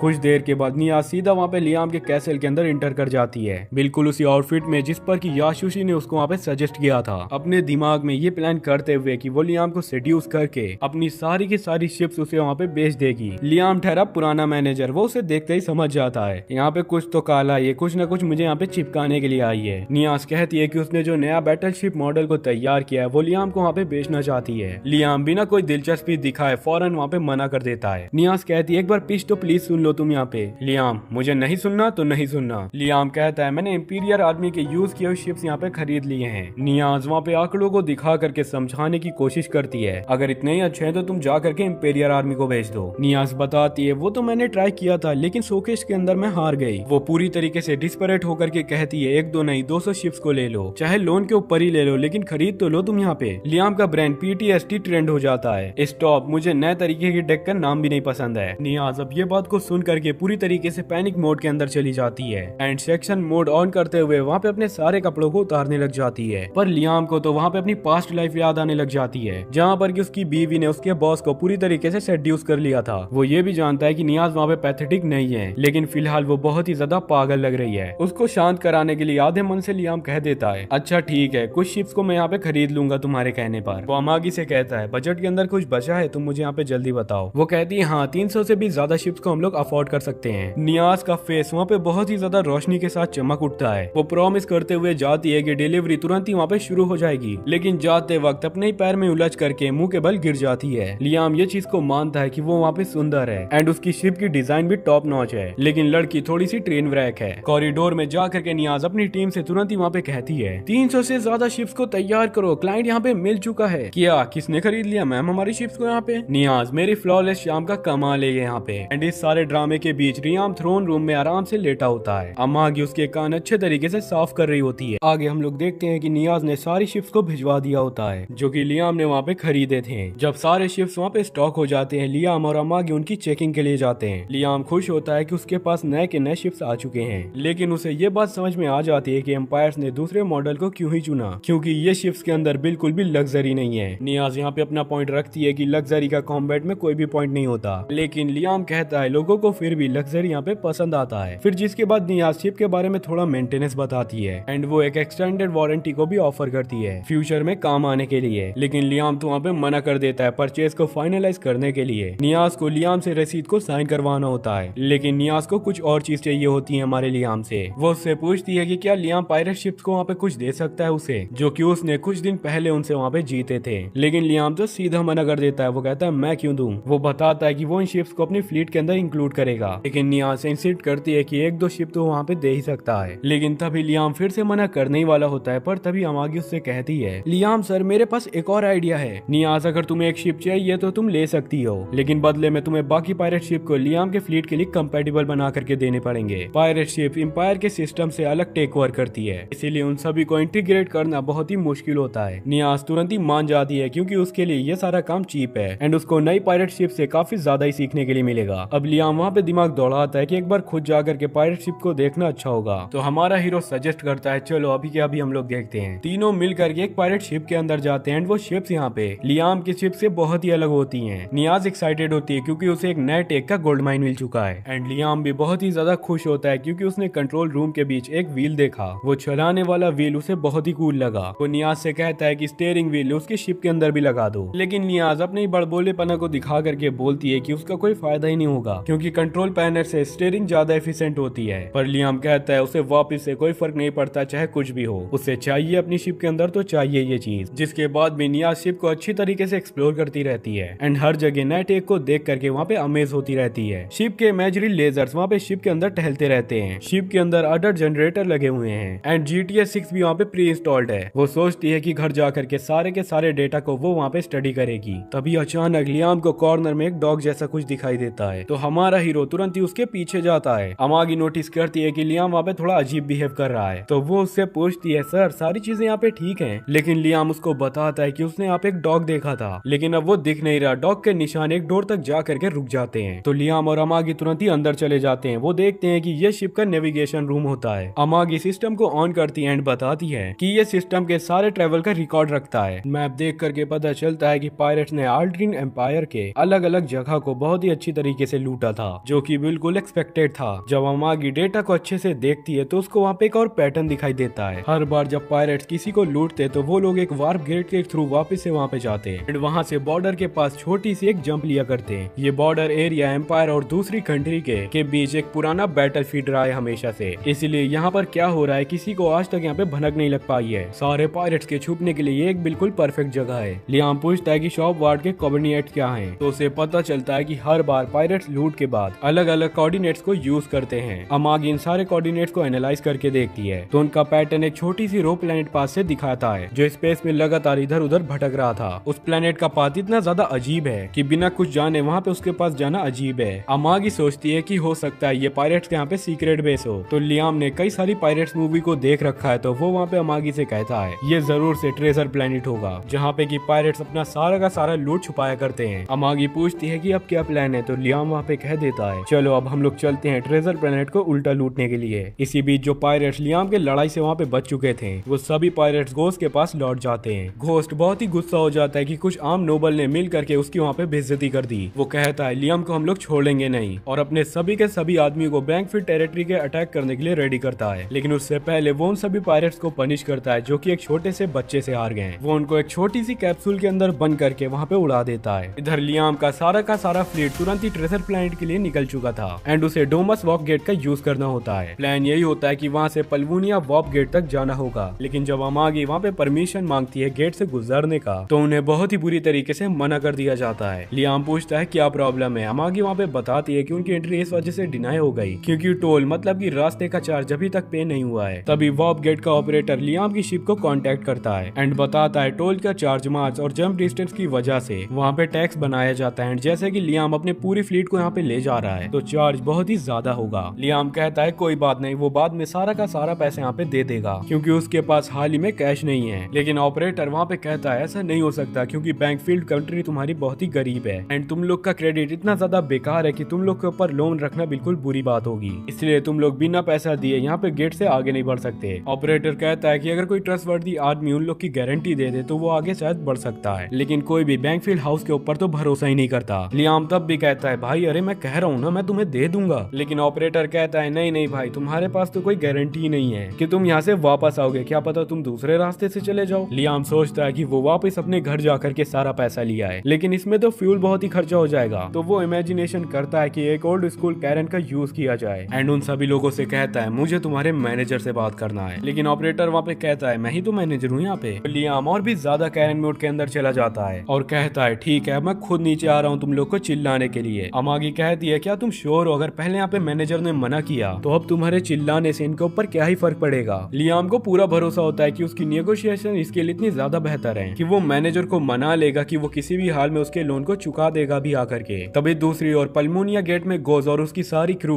वहाँ पर पहुंच चुका होता है। उनका प्लान होता है कि पल्मोनिया गेट से डोमस गेट तक यहाँ पे जंप किया जाए एंड वहाँ से सीधा बैंकफील्ड टेरिटरी जा करके सब कुछ वहाँ पे सीधा बर्बाद कर देते हैं जो लियाम ने 5 सालों में बहुत ही मुश्किल से बनाया है। गोज तुरंत ही गेट के ऑपरेटर को वहाँ पे कांटेक्ट करता है एंड उसे बताता है कि मुझे तुरंत ही डोमस गेट के अंदर जाना है। साथ ही वो ऑपरेटर को थोड़ा एक्स्ट्रा पैसा भी देता है ताकि वो उसके बारे में और उसके पायरेट फ्लीट के बारे में ज्यादा सवाल न पूछे। ऑपरेटर खुशी से वहाँ पे मान जाता है एंड कहता है कुछ ही देर में वहाँ पे गेट खोल दिए जाएंगे। उधर डोमस गेट पर लियाम फ्रंट डेस्क पर पहुंचता है एंड मैनेजर को तुरंत ही रिक्वेस्ट करता है कि उसकी सारी शिप्स को गेट से जाने दिया जाए। मैनेजर का तो लियाम से कोई पर्सनल प्रॉब्लम नहीं होता लेकिन वो फिर से वही चीज कहता है जब तक तुम यहाँ पे टोल फी नहीं दे देते तब तक हम तुम्हें नहीं जाने देंगे। लियाम उससे बार बार पूछता है कि क्या और कोई तरीका है तुम्हारे पास, लेकिन मैनेजर कहता है रूल्स तो रूल्स होते हैं, हमें रूल्स को फॉलो ही करना पड़ेगा। एंड वो लियाम से इतना भी कंसर्न नहीं रखता कि वो अपना कोई फेवर रखे। तभी अचानक मैनेजर को पल्मोनिया गेट से एक मैसेज मिलता है। गोज और उसका पैरेट फ्लीट तुरंत ही इस गेट की ओर आ रहा है। वो लियाम से कहता है कि अब उसके पास और भी ज्यादा इंपॉर्टेंट काम है तो वो यहाँ से जा रहा है, जिसके बाद वो रिसेप्शन रूम को छोड़ करके वहाँ से चला जाता है। लियाम को तो वहाँ पे यकीन ही नहीं होता कि उसकी इतनी अच्छी नेगोशिएशन वहाँ पे फेल हो गई। लेकिन जब वो उदास होकर के बैठा होता है तब उसे फिर से वहाँ पे वही डॉग स्पिरिट दिखती है और वो फिर से उसका पीछा करते करते उसके पास चला जाता है। कंट्रोलर, मैनेजर और उसकी पूरी टीम वहाँ पे कंफर्म कर लेते हैं कि डोमस और पल्वेनियन गेट का वहाँ पे वार्म होल रेडी है एंड गोस का फ्लीट वहाँ पे 30 मिनट के अंदर अंदर पहुंच जाएगा। एक वर्कर मैनेजर से कहता है क्या ये सर यहाँ पे ठीक रहेगा, क्योंकि गोस की फ्लीट डायरेक्ट जा करके लियाम के फीट के सामने आने वाली है। गोस तो उनको देखते ही सीधा वहाँ पे उड़ा देगा, लेकिन मैनेजर को तो कोई फर्क ही नहीं पड़ता क्योंकि गोस ने उसको इतना ज्यादा एडवांस में पेमेंट दिया है कि वो उसका पालतू कुत्ता बन चुका है। तो वो सभी लोग से कहता है तुम सभी लोग ब्रेक ले सकते हो एंड कंट्रोल रूम को छोड़ दो। अगर हम लोग यहाँ पे नहीं होंगे तो किसी ने भी कुछ देखा भी नहीं होगा। कुछ मिनट के बाद जब कंट्रोल रूम वहाँ पे खाली हो जाता है तो लियाम घूमते घूमते वहाँ पे पहुंच जाता है। वो ये देख करके परेशान हो जाता है कि ये तो यहाँ पे वॉप का कंट्रोल रूम है, लेकिन यहाँ पर तो कोई भी नहीं है। वो तुरंत ही मॉनिटर के ऊपर देखता है एंड वहाँ पे खुशी से झूम उठता है। डोमस और पल्वेनिया गेट का सिस्टम यहाँ पे ऑलरेडी लिंक है। उससे यही लगता है कि मैनेजर को शायद उसके ऊपर दया आ गई होगी एंड उसके लिए गेट को वहाँ पे ओपन कर दिया, वो भी बिना फी लिए। लियाम जब थोड़ा ध्यान से मॉनिटर को देखता है तो उसे लगता है कि वार्म होल तो वहाँ पे थोड़ा गलत पोजीशन के अंदर जा रहा है। उसे यही लगता है कि मैनेजर ने शायद से छोटी सी वहाँ पे गलती कर दी होगी, इसीलिए वो सारे कंट्रोल्स को समझने और ठीक करने में तुरंत ही लग जाता है। काफी ज्यादा कोशिश के बाद वो वार्म होल की डायरेक्शन को रिवर्स कर देता है, लेकिन उस प्रोसेस के अंदर तो एक गलती हो जाती है, एक और नया एक्स्ट्रा ब्रांच बन जाता है। इसका मतलब यही होता है कि जो लोग वार्म होल के अंदर अब जा चुके हैं वो लोग किसी न किसी रैंडम जगह के ऊपर पहुंच जाएंगे। पर लियाम को तो लगता है वार्म होल पूरी तरीके से खाली है, इस वजह से वो इसके ऊपर चिंता ही नहीं करता। तभी उसे अचानक अमागी का कॉल आता है एंड अमागी वहाँ पे बोलती है सर आप जल्दी से यहाँ पे शिप के अंदर आइए, हमने एक ऐसे इंसान को ढूंढ लिया है जो कि उनके लिए गारंटी दे सकता है। लियाम हैरान हो जाता है एंड पूछता है कौन है भाई वो वहाँ पे। जब वो शिप में वापस से आता है तो अमागी उसको बताती है कि नियाज ने उन लोगों के लिए वहाँ पे वाउच किया है। नियाज कहती है ये तो उसके लिए वहाँ पे एक छोटी सी बात थी क्योंकि लियाम ने उसके ऊपर इतनी ज्यादा बड़ी मदद की है एंड ऊपर से उसने वहाँ पे उसे कुछ पायरेट शिप भी दिया था, तो इस वजह से उसके ऊपर लियाम का एक बड़ा उधार रहा है। लियाम तुरंत ही वहाँ पे नियाज का शुक्रिया अदा करता है एंड उसने जैसा पहले ही वहाँ पे वार्प गेट का सेटअप कर लिया था वो और उसका फ्लीट तुरंत ही वहाँ पे उसी गेट से गुजरते हैं। 30 मिनट्स के बाद वो लोग पल्मोनिया गेट के ऊपर पहुंच जाते हैं। अब उन लोग को सिर्फ एक शॉर्ट जंप लेना होता है ताकि वो लोग प्लेनेट तक पहुंच सकें एंड अपने अधूरे मिशन को पूरी तरीके से पूरा कर सकें। लेकिन दूसरी तरफ गोस अभी भी वार्म होल के अंदर अटका हुआ होता है। उसे ये भी नहीं पता होता कि लियाम ने उसे चालाक या फिर कह लिया जाए धोखे से फंसा दिया है। लेकिन इतनी देर तक वार्म होल न खुलने पर उसे ये चीज का शक हो जाता है कि दया कुछ न कुछ तो यहाँ पे गड़बड़ है। तभी उसका क्रू से बताता है कि वो लोग वार्म होल के एग्जिट तक पहुंच चुके हैं। तो गोस वहाँ पे बहुत ही खुश हो जाता है कि अब फाइनली हम लोग उसकी कंट्री को मार देंगे। लेकिन जैसे ही वो लोग उसी कंट्री से बाहर निकलते हैं तो गोस देख करके वहाँ पे शॉक हो जाता है। उसका पूरा फ्लीट एम्पायर के बाहर ट्रेनिंग जोन के अंदर लैंड कर चुका होता है, जहाँ पर कि 1 लाख से भी ज्यादा वॉरशिप्स होती हैं, जिसके बाद उसकी पूरी फ्लीट तुरंत ही वहाँ पे तबाह होना शुरू हो जाती है। वहीं दूसरी तरफ लियाम का फ्लीट पूरी तरीके से प्लेनेट में पहुंच जाता है एंड जैसे उसे प्लेनेट और उसके डिफेंस सिस्टम की प्रॉपर विजुअल्स दिखती हैं, लियाम कहता है अटैक कर दो सालों के ऊपर। वहाँ लगभग 20,000 से भी ज्यादा पायरेट शिप्स होती हैं, जो कि लियाम के करंट फ्लीट से 3 से 4 गुना ज्यादा बड़ी होती हैं। लेकिन दोस्तों उनमें से कई सारी शिप्स वहाँ पे इनएक्टिव थी, जिसके कारण लियाम का सरप्राइज गाइस वहाँ पे पायरेट लोग को समझ में नहीं आता। कुछ पायरेट शिप वापस से लड़ाई करने की तैयारी करती है, लेकिन उन लोगों के लिए इस लेवल का हमला सहन कर पाना बिल्कुल ही अलग था। लियाम अपने सूट को तुरंत ही वहाँ पे पहनता है, जिसके बाद वो तुरंत ही शिप के ऊपर चढ़ जाता है, जहाँ से अमागी उसको बैटल फील्ड में फायर कर देती है। वो जैसे ही लैंड करता है वो तुरंत ही पायरेट शिप को तोड़ना शुरू कर देता है, एक के बाद एक, जब तक कि सब कुछ वहाँ पे खत्म न हो जाए। वहाँ पर ज्यादातर पायरेट्स मर चुके होते हैं। तभी लियाम अमागी से कहता है बाकी बचे हुए कुछ दुश्मनों को भी खत्म किया जा सकता है। एंड तभी तक लियाम वहाँ पे सोचता है कि प्लेनेट पे जा करके गोस्ट का छुपाया हुआ ट्रेजर यहाँ पे ढूंढा जाए। वो नाइट लोग ट्रेजर प्लेनेट के ऊपर अटैक करते हैं और उसकी ऊपरी सतह तोड़ करके अंदर जाने का तुरंत ही रास्ता बना लेते हैं। प्लेनेट के अंदर ये सारी हरकतों को देख करके एक साइंटिस्ट वहाँ पे घबरा जाता है। जब लियाम के आर्मी के अटैक उनके डिफेंस सिस्टम को खराब कर देते हैं, वो तुरंत ही कंट्रोल रूम की तरफ भागता है। उसको पता चलता है कि उनके ऊपर अटैक किया जा रहा है एंड प्लेनेट के आसपास जितने भी पायरेट शिप बचे हुए थे वो सभी तबाह हो चुके हैं। इसी बीच लियाम प्लेनेट के अंदर पहुंच जाता है एंड उसका सामना कुछ पायरेट लोगों से होता है जो कि मेगा आर्मर को पहने होते हैं। लियाम एक भी टाइम को न वेस्ट करते हुए उन सभी को मार डालता है। जब तक उनकी आर्मी का कैप्टन उसकी ओर पहुंचता है, लियाम का सारा काम वहाँ पे हो चुका होता है। कैप्टन बताता है कि उन्होंने अपने साइड के पायरेट्स को भी हरा दिया है। लियाम उनसे कहता है कि पूरे रास्ते को क्लियर करते रहो, ट्रेजर रूम को तुम लोग जल्द से जल्द यहाँ पे ढूंढ निकालो। तभी लियाम को वापस से वही ग्लोइंग वाला डॉग दिखाई देता है एंड वो उसके पीछे जाता है। ये फैसला बिल्कुल सही होता है क्योंकि वो डॉग उन लोगों को कंट्रोल रूम तक लेकर के जाता है, जहाँ पर कि साइंटिस्ट और उसके पूरे लोग तुरंत ही सरेंडर कर देते हैं। लियाम खुश होता है एंड कहता है कि अपना सारा ट्रेजर मुझे दे दो। साइंटिस्ट उगो पूछता है कि आप लोग को कौन सा ट्रेजर चाहिए। उसके पास तो पैसे वाली चीजें भी हैं, साथ ही में वो पेज भी हैं जो कि वो पागल पायरेट अपने लिए इकट्ठा करता चला आ रहा है। लियाम वहाँ पर सोचता है कि जो उसने वहाँ पे ग्लोइंग डॉग को देखा था वो शायद से इन्हीं के बेट का हिस्सा है। वो साइंटिस्ट से उनके बारे में और ज्यादा जानकारियां निकलवाता है। साइंटिस्ट गलत समझ लेता है। वो सोचता है कि लियाम भी गोस्ट की तरह एक पागल और जालिम इंसान है जो कि अपनी कंट्री में सभी लोगों को बेट बना करके रखता है। वो साइंटिस्ट लियाम से कहता है कि अगर लियाम चाहे तो वो उन सारे बेट्स को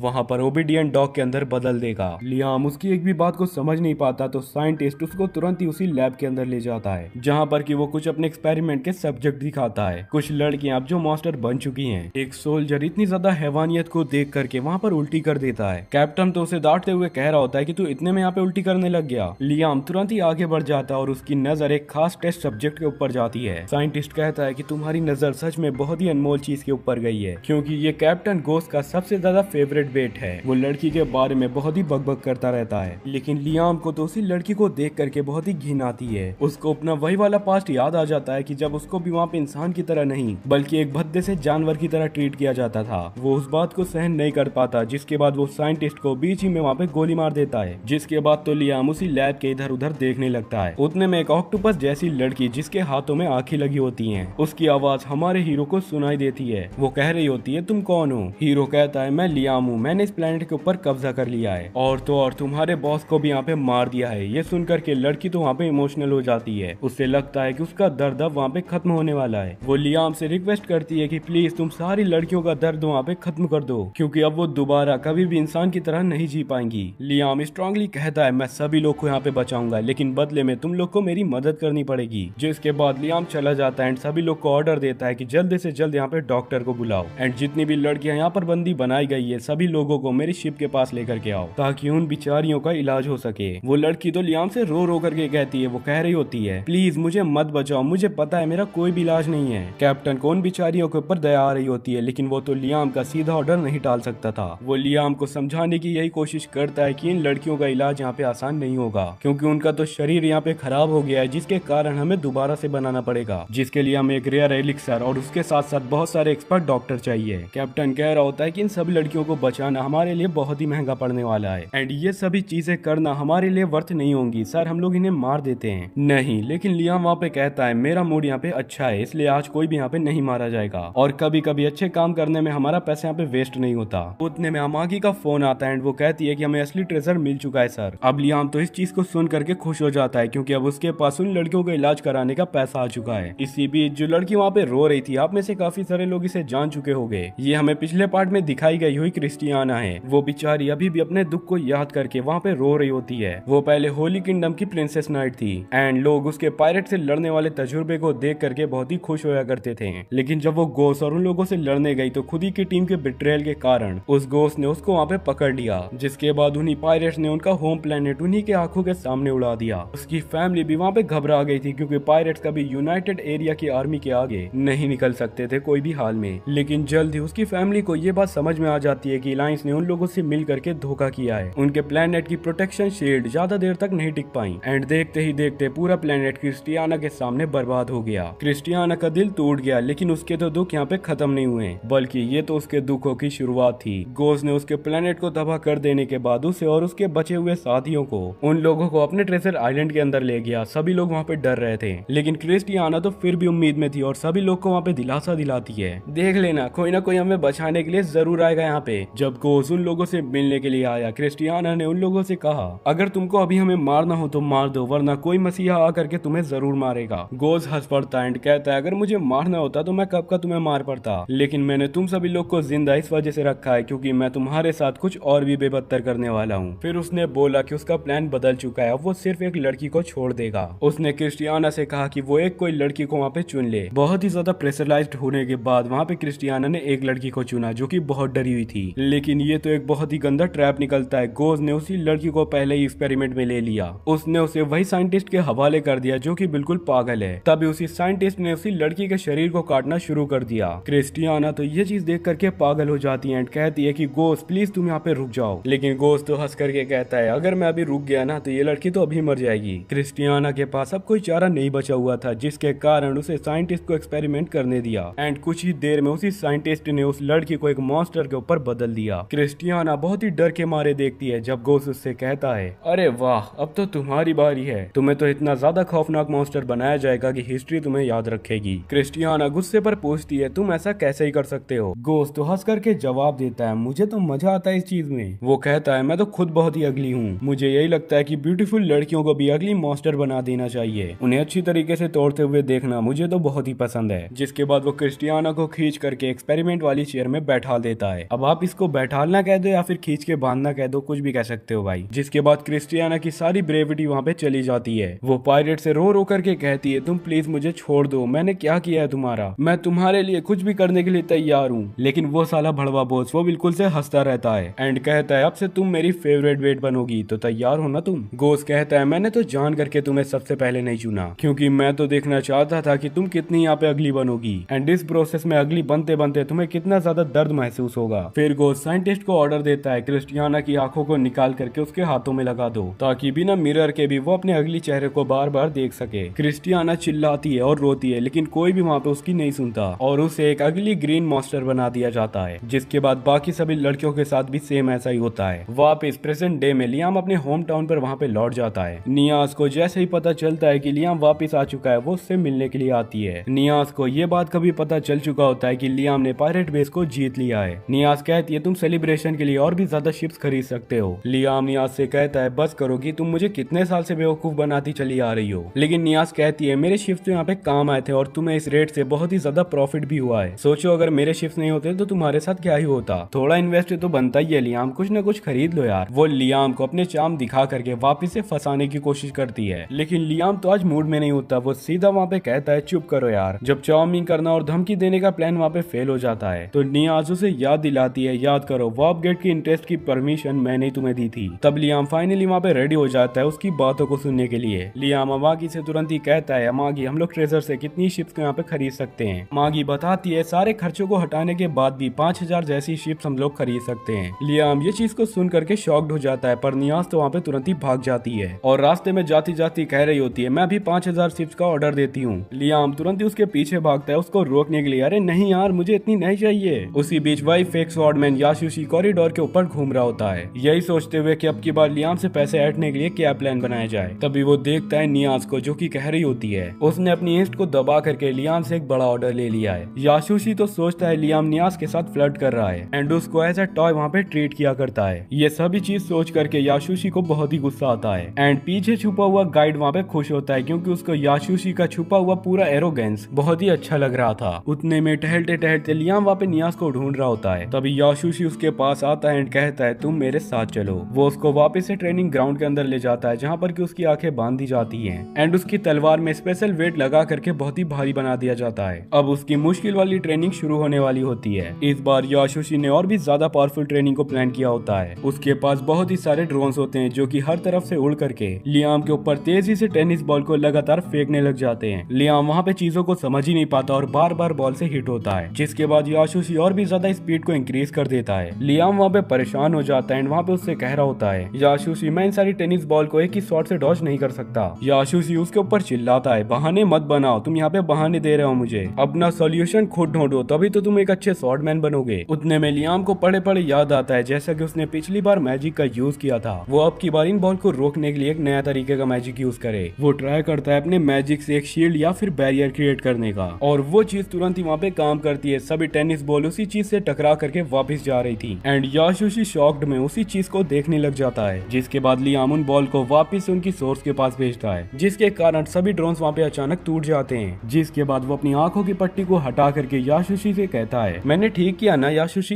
लेकिन वो देखता है याशुशी तो खुद वहाँ पे टेनिस बॉल से हिट हो चुका होता है। याशुशी की तो फट चुकी होती है, उसे तो लगने लगता है कि लियाम सच में यहाँ पे जीनियस है एंड अगर उसने ये बात पता लगा ली कि यहाँ पे याशुशी फ्रॉड है तो शायद आगे चल करके वो मुझे मार दे। इसी कारण याशुशी वहाँ पे भागने का प्लान बनाता है। जब लियाम उसको रोकते हुए कह रहा होता है, तुम कहाँ जा रहे हो, तो याशुशी कहता है, मैं तुम्हें सारी चीजें सिखा चुका हूँ एंड अब मुझे लगता है कि मुझे और नहीं रुकना चाहिए यहाँ पर, अब तुम प्रैक्टिस करो क्योंकि स्वॉर्डमैनशिप तो तुम बहुत ही अच्छे से जान चुके हो। लियाम वहाँ पर कहता है, मैं नहीं चाहता कि तुम यहाँ पे मुझे छोड़ करके जाओ, मुझे तुमसे ट्रेनिंग चाहिए। तो याशुशी वहाँ पे चिल्लाते हुए कहता है, बस इस्माइल मत बनो, मैं खुद भी यहाँ पे एक स्टूडेंट हूँ एंड मैं भी कुछ सीखना चाहता हूँ, तुम्हारा मेरे ऊपर डिपेंड रहना ऐसा ठीक नहीं है। जिसके बाद याशुशी पलट करके लियाम से कहता है, अब तुम ऑफिशियली ग्रेजुएट हो चुके हो, तुम्हें वे ऑफ द फ्लैश अच्छे से आ चुका है। याशुशी कहता है कि अब ये तुम्हारा फर्ज है कि तुम इसी शॉर्ट स्टाइल को पूरे वर्ल्ड के अंदर फैला दो। लियाम खुशी से हाँ कहता है। जैसे ही वहाँ पे लियाम वापस से मुड़ता है, याशुशी अपना पूरा दम लगा करके वहाँ पे भाग जाता है। लियाम इतना ज्यादा खुश होता है जितना कि वो कभी भी नहीं हुआ। उसके वर्ल्ड से लोन कम हो रहा है, उसकी टेरिटरी भी अब यहाँ पे ग्रो कर रही है। पायरेट्स को अभी अभी हरा करके आया है, जिसके बाद उसके मास्टर ने भी उसको यहाँ पे छुट्टी दे दी, मतलब कि अब वो पूरी तरीके से एक स्वॉर्ड मास्टर बन चुका है। वो गाइड का शुक्रिया अदा करता है, जिसके बाद वो वियर्डो गाइड जो कि हमेशा से लियाम का घाटा चाहता था, पॉजिटिव एनर्जी से डर करके दूसरे यूनिवर्स के अंदर भाग जाता है। कुछ हफ्तों के बाद लियाम सोचने लगता है कि एक परफेक्ट इविल लॉर्ड बनने के लिए मुझे क्या क्या करना चाहिए। उसके दिमाग में आता है कि एक बुरा इंसान बनने के लिए ताकत, पैसा और बहुत सारा रॉब की जरूरत होगी मुझे। ताकत तो उसने याशुशी की मदद से फ्लैश का रास्ता सीख करके कर ली थी, अब सिर्फ पैसा और खूब सारी लड़कियां चाहिए। तभी अमागी उसके पास आती है एंड उससे बताती है कि एक व्यापारी थॉमस तुमसे मिलने के लिए आया है। तभी लियाम उसको कहता है कि तुम उसे अंदर भेजो, क्योंकि लियाम बहुत ही देर से उसका इंतजार कर रहा था। थॉमस उसके लिए सोने की ईंट बना करके लाया है, जैसा कि लियाम ने मंगवाया था। लियाम सोने की ईंटों को देख करके खुश हो जाता है। अब उसकी ड्रीम वाली लिस्ट में से दूसरा आइटम भी चेकमेट हो चुका है, चाहे इस दुनिया के अंदर सोने की वैल्यू बिल्कुल कम ही हो। थॉमस लियाम को थैंक यू कहता है, लेकिन लियाम को लगता है कि इसके पीछे कोई छुपा हुआ मकसद है। वो सीधा पूछता है तो थॉमस उसे बताता है कि उसे यहाँ पे एक खतरनाक रास्ते से गुजरना है अपने बिजनेस के लिए, जिसके वजह से उसे लियाम की सेना से कुछ शिप्स चाहिए। लियाम थोड़ा सा ताना मारते हुए कहता है, ऐसे डेंजरस रास्ते में क्यों ही तुम्हें जाना है। थॉमस उसको समझाता है कि पूरा ट्रेड रूट पायरेट्स के अंडर में हो चुका है, इसलिए मर्चेंट लोगों का बहुत ही नुकसान हो रहा है। लियाम उसकी चिंता को समझ करके यहाँ पे अमागी से कहता है, क्या 100 से भी ज्यादा शिप्स को मर्चेंट के साथ भेजा जा सकता है। अमागी कहती है कि हाँ, अभी हम लोग यहाँ पर भेज सकते हैं, इसी के वजह से हमारी सेना की ट्रेनिंग भी यहाँ पे पूरी हो जाएगी। लियाम को यह प्लान बहुत ही पसंद आता है, वो तुरंत ही हाँ बोल देता है। थॉमस भी उससे वादा करता है कि वो अगली बार इससे भी ज्यादा सोना लेकर के आएगा। थॉमस अपने पीए के साथ निकलते हुए वहाँ पर उससे बोलता है, बैंकफील्ड टेरिटरी तो देखो कितनी तेजी से बढ़ रही है यहाँ पर। लियाम के दिमाग और उसकी इन्वेस्टमेंट की वजह से वो उसकी रूलिंग स्किल से इम्प्रेस्ड होता है, लेकिन उसका सोना इस तरीके से इकट्ठा करना वो उसको समझ में नहीं आता,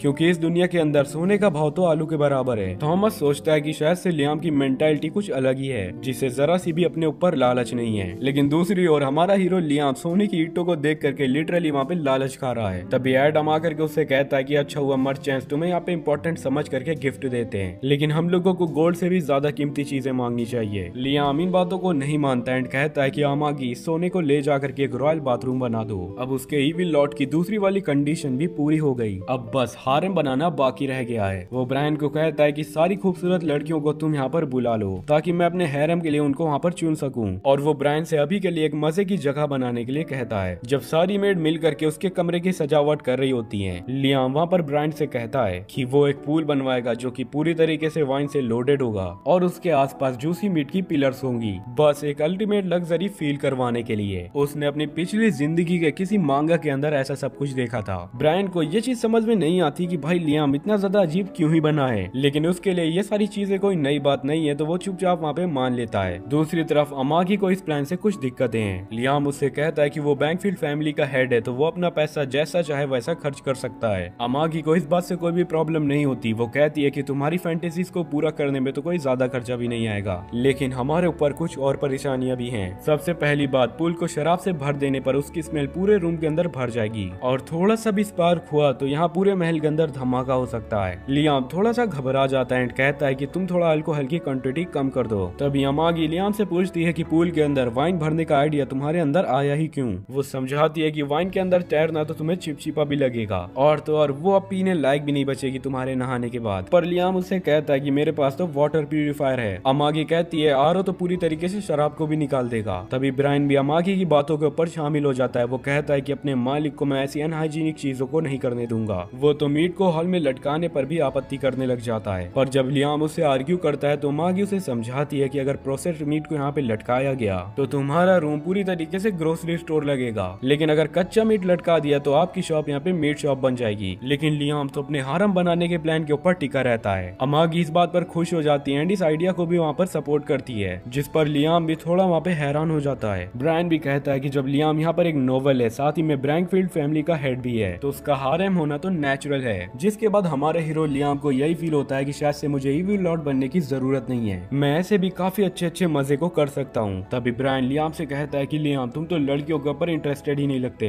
लेकिन वो निया के ट्रैप पर फंसी जाता है। ब्रायन उससे कह रहा होता है कि मुझे हमेशा चिंता लगी रहती है, अगर तुम्हें कुछ हो गया तो बैंकफील्ड फैमिली का क्या होगा, उनका तो नाम पूरी तरीके से खत्म हो जाएगा। इसीलिए वो कहता है कि हारेम वाली प्रोसेस को शुरू करो और कुछ बच्चे भी पैदा कर लेना ताकि आपकी फैमिली का वंश यहाँ पे आगे बढ़ सके। लेकिन ये सभी चीजों को सुन करके लियाम की बोलती तो बंद हो जाती है। फिर भी उसे ये चीज जान करके खुशी होती है कि उसकी हारेम वाले प्लान के ऊपर किसी को भी कोई आपत्ति नहीं है और अब वो अनाउंस करता है कि सुंदर लड़कियों की तलाश सबसे शुरू कर दी जाए। तभी ब्रायन उससे पूछता है हारेम आपको कितना ही बड़ा चाहिए। लियाम ड्रामा करते हुए अनाउंस करता है कि उसको 100 लड़कियां चाहिए। ब्रायन इस चीज को सुन करके हैरान हो जाता है, लेकिन दोस्तों यहाँ पर ट्विस्ट है। ब्रायन के हिसाब से ये नंबर तो बहुत ही छोटा था। अमागी भी एग्री करती है। वो बताती है कि उन्होंने 10,000 लड़कियों को शॉर्ट लिस्ट कर लिया था और पहला बैच 1,000 लड़कियों को बुलाने का प्लान था। जैसे लियाम इन बातों को सुनता है वो थोड़ा सा घबरा जाता है, लेकिन उसका बटलर ब्रायन वो तो उसको वहाँ पे लगातार ताने दे रहा था कि जितनी भी ज्यादा लड़कियां सर आपके हारेम के अंदर होंगी इतना ही बेहतर होगा हमारे लिए, ताकि आप उनमें से अपनी एक परफेक्ट सोलमेट को ढूंढ सको। ब्रायन ये चीज को बार बार कहता है कि अपनी जिंदगी के सही जोड़ीदार को जल्दी ढूंढ लो, लेकिन लियाम वहाँ पर अनाउंस कर देता है कि उसके लिए तो अमागी ही बेस्ट है और वो हमेशा ही उसकी फेवरेट रहेगी। हारेम के लिए अमागी तुरंत ही उसको एक लिस्ट देती है, बोलती है आपको जो भी लड़की इनमें से पसंद है उसके ऊपर स्वाइप राइट करो, जिसके बाद उस लड़की को हम आपके रूम के अंदर तुरंत ही भेज देंगे। अमागी कहती है यहाँ की कोई भी लड़की खुश नसीब होगी अगर आप उसके हारेम के अंदर शामिल होगे तो, क्योंकि लियाम तो इस पूरे टेरिटरी का लॉर्ड है। लेकिन फ्रेंड्स लियाम को यही वाली बात सबसे ज्यादा इरिटेटिंग लगती है। वो अमागी और ब्रायन से कहता है कि उसे ऐसी लड़कियां नहीं चाहिए जो कि खुशी खुशी उसकी हो जाएं। उसकी सोच है कि वो एक इविल लॉर्ड बनना चाहता है जहाँ लड़कियां मजबूरी में उसके हारेम के अंदर हो जबरदस्ती, चाहे वो लड़कियां उसको जरा सी भी पसंद न करे लेकिन उनको वहाँ पर रहना पड़े। ब्रायन तो उसकी सोच के ऊपर हैरान हो जाता है, लेकिन लियाम तो अभी भी वहाँ पर अटका हुआ था इसी बात पर। वो अमागी और ब्रायन से कहता है कि कुछ ऐसी लड़कियां ढूंढो जो कि उससे नफरत करती हों, क्योंकि सिर्फ वही लड़कियां उसके इविल लॉर्ड बनने का सपना पूरा कर सकती हैं। कुछ दिनों के बाद लियाम खुद अपने एरिया में लड़कियों को ढूंढने के लिए निकल पड़ता है। पहली बार अपने महल से बाहर निकलता है एंड उसको यहाँ के कल्चर का कुछ भी नहीं पता है। उसको लगता है कि वो अगर थोड़ा सा क्रीप जैसा बिहेव करेगा तो लड़कियां उसको पसंद ही नहीं करेंगी। वो पहली सुंदर लड़की के ऊपर लाइन मारने की कोशिश करता है, लेकिन उसको शॉक्ड लगता है क्योंकि वो लड़की पहले से ही उसे पसंद करती है, बस क्योंकि वो हैंडसम लग रहा है। वो उससे खुश होकर के पूछने लग जाती है कि क्या आप सच में मुझको प्यार करते हो। तभी वो अपनी नोज रिंग से एक बबल को उड़ा देती है। लियाम ये चीज को देख करके डिस्कस्ट हो जाता है। फिर वो देखता है कि आसपास की सभी लड़कियां अपनी नाक के रिंग से बबल्स निकाल रही हैं। फिर वो एक लड़की से पूछता है कि ये सारी चीजें क्या हैं, जहाँ पर वो लड़की बताती है कि ये लेटेस्ट फैशन ट्रेंड है, ये सभी लड़कियों में पॉपुलर है। लियाम का उस लड़की के ऊपर बिल्कुल भी इंटरेस्ट नहीं रहता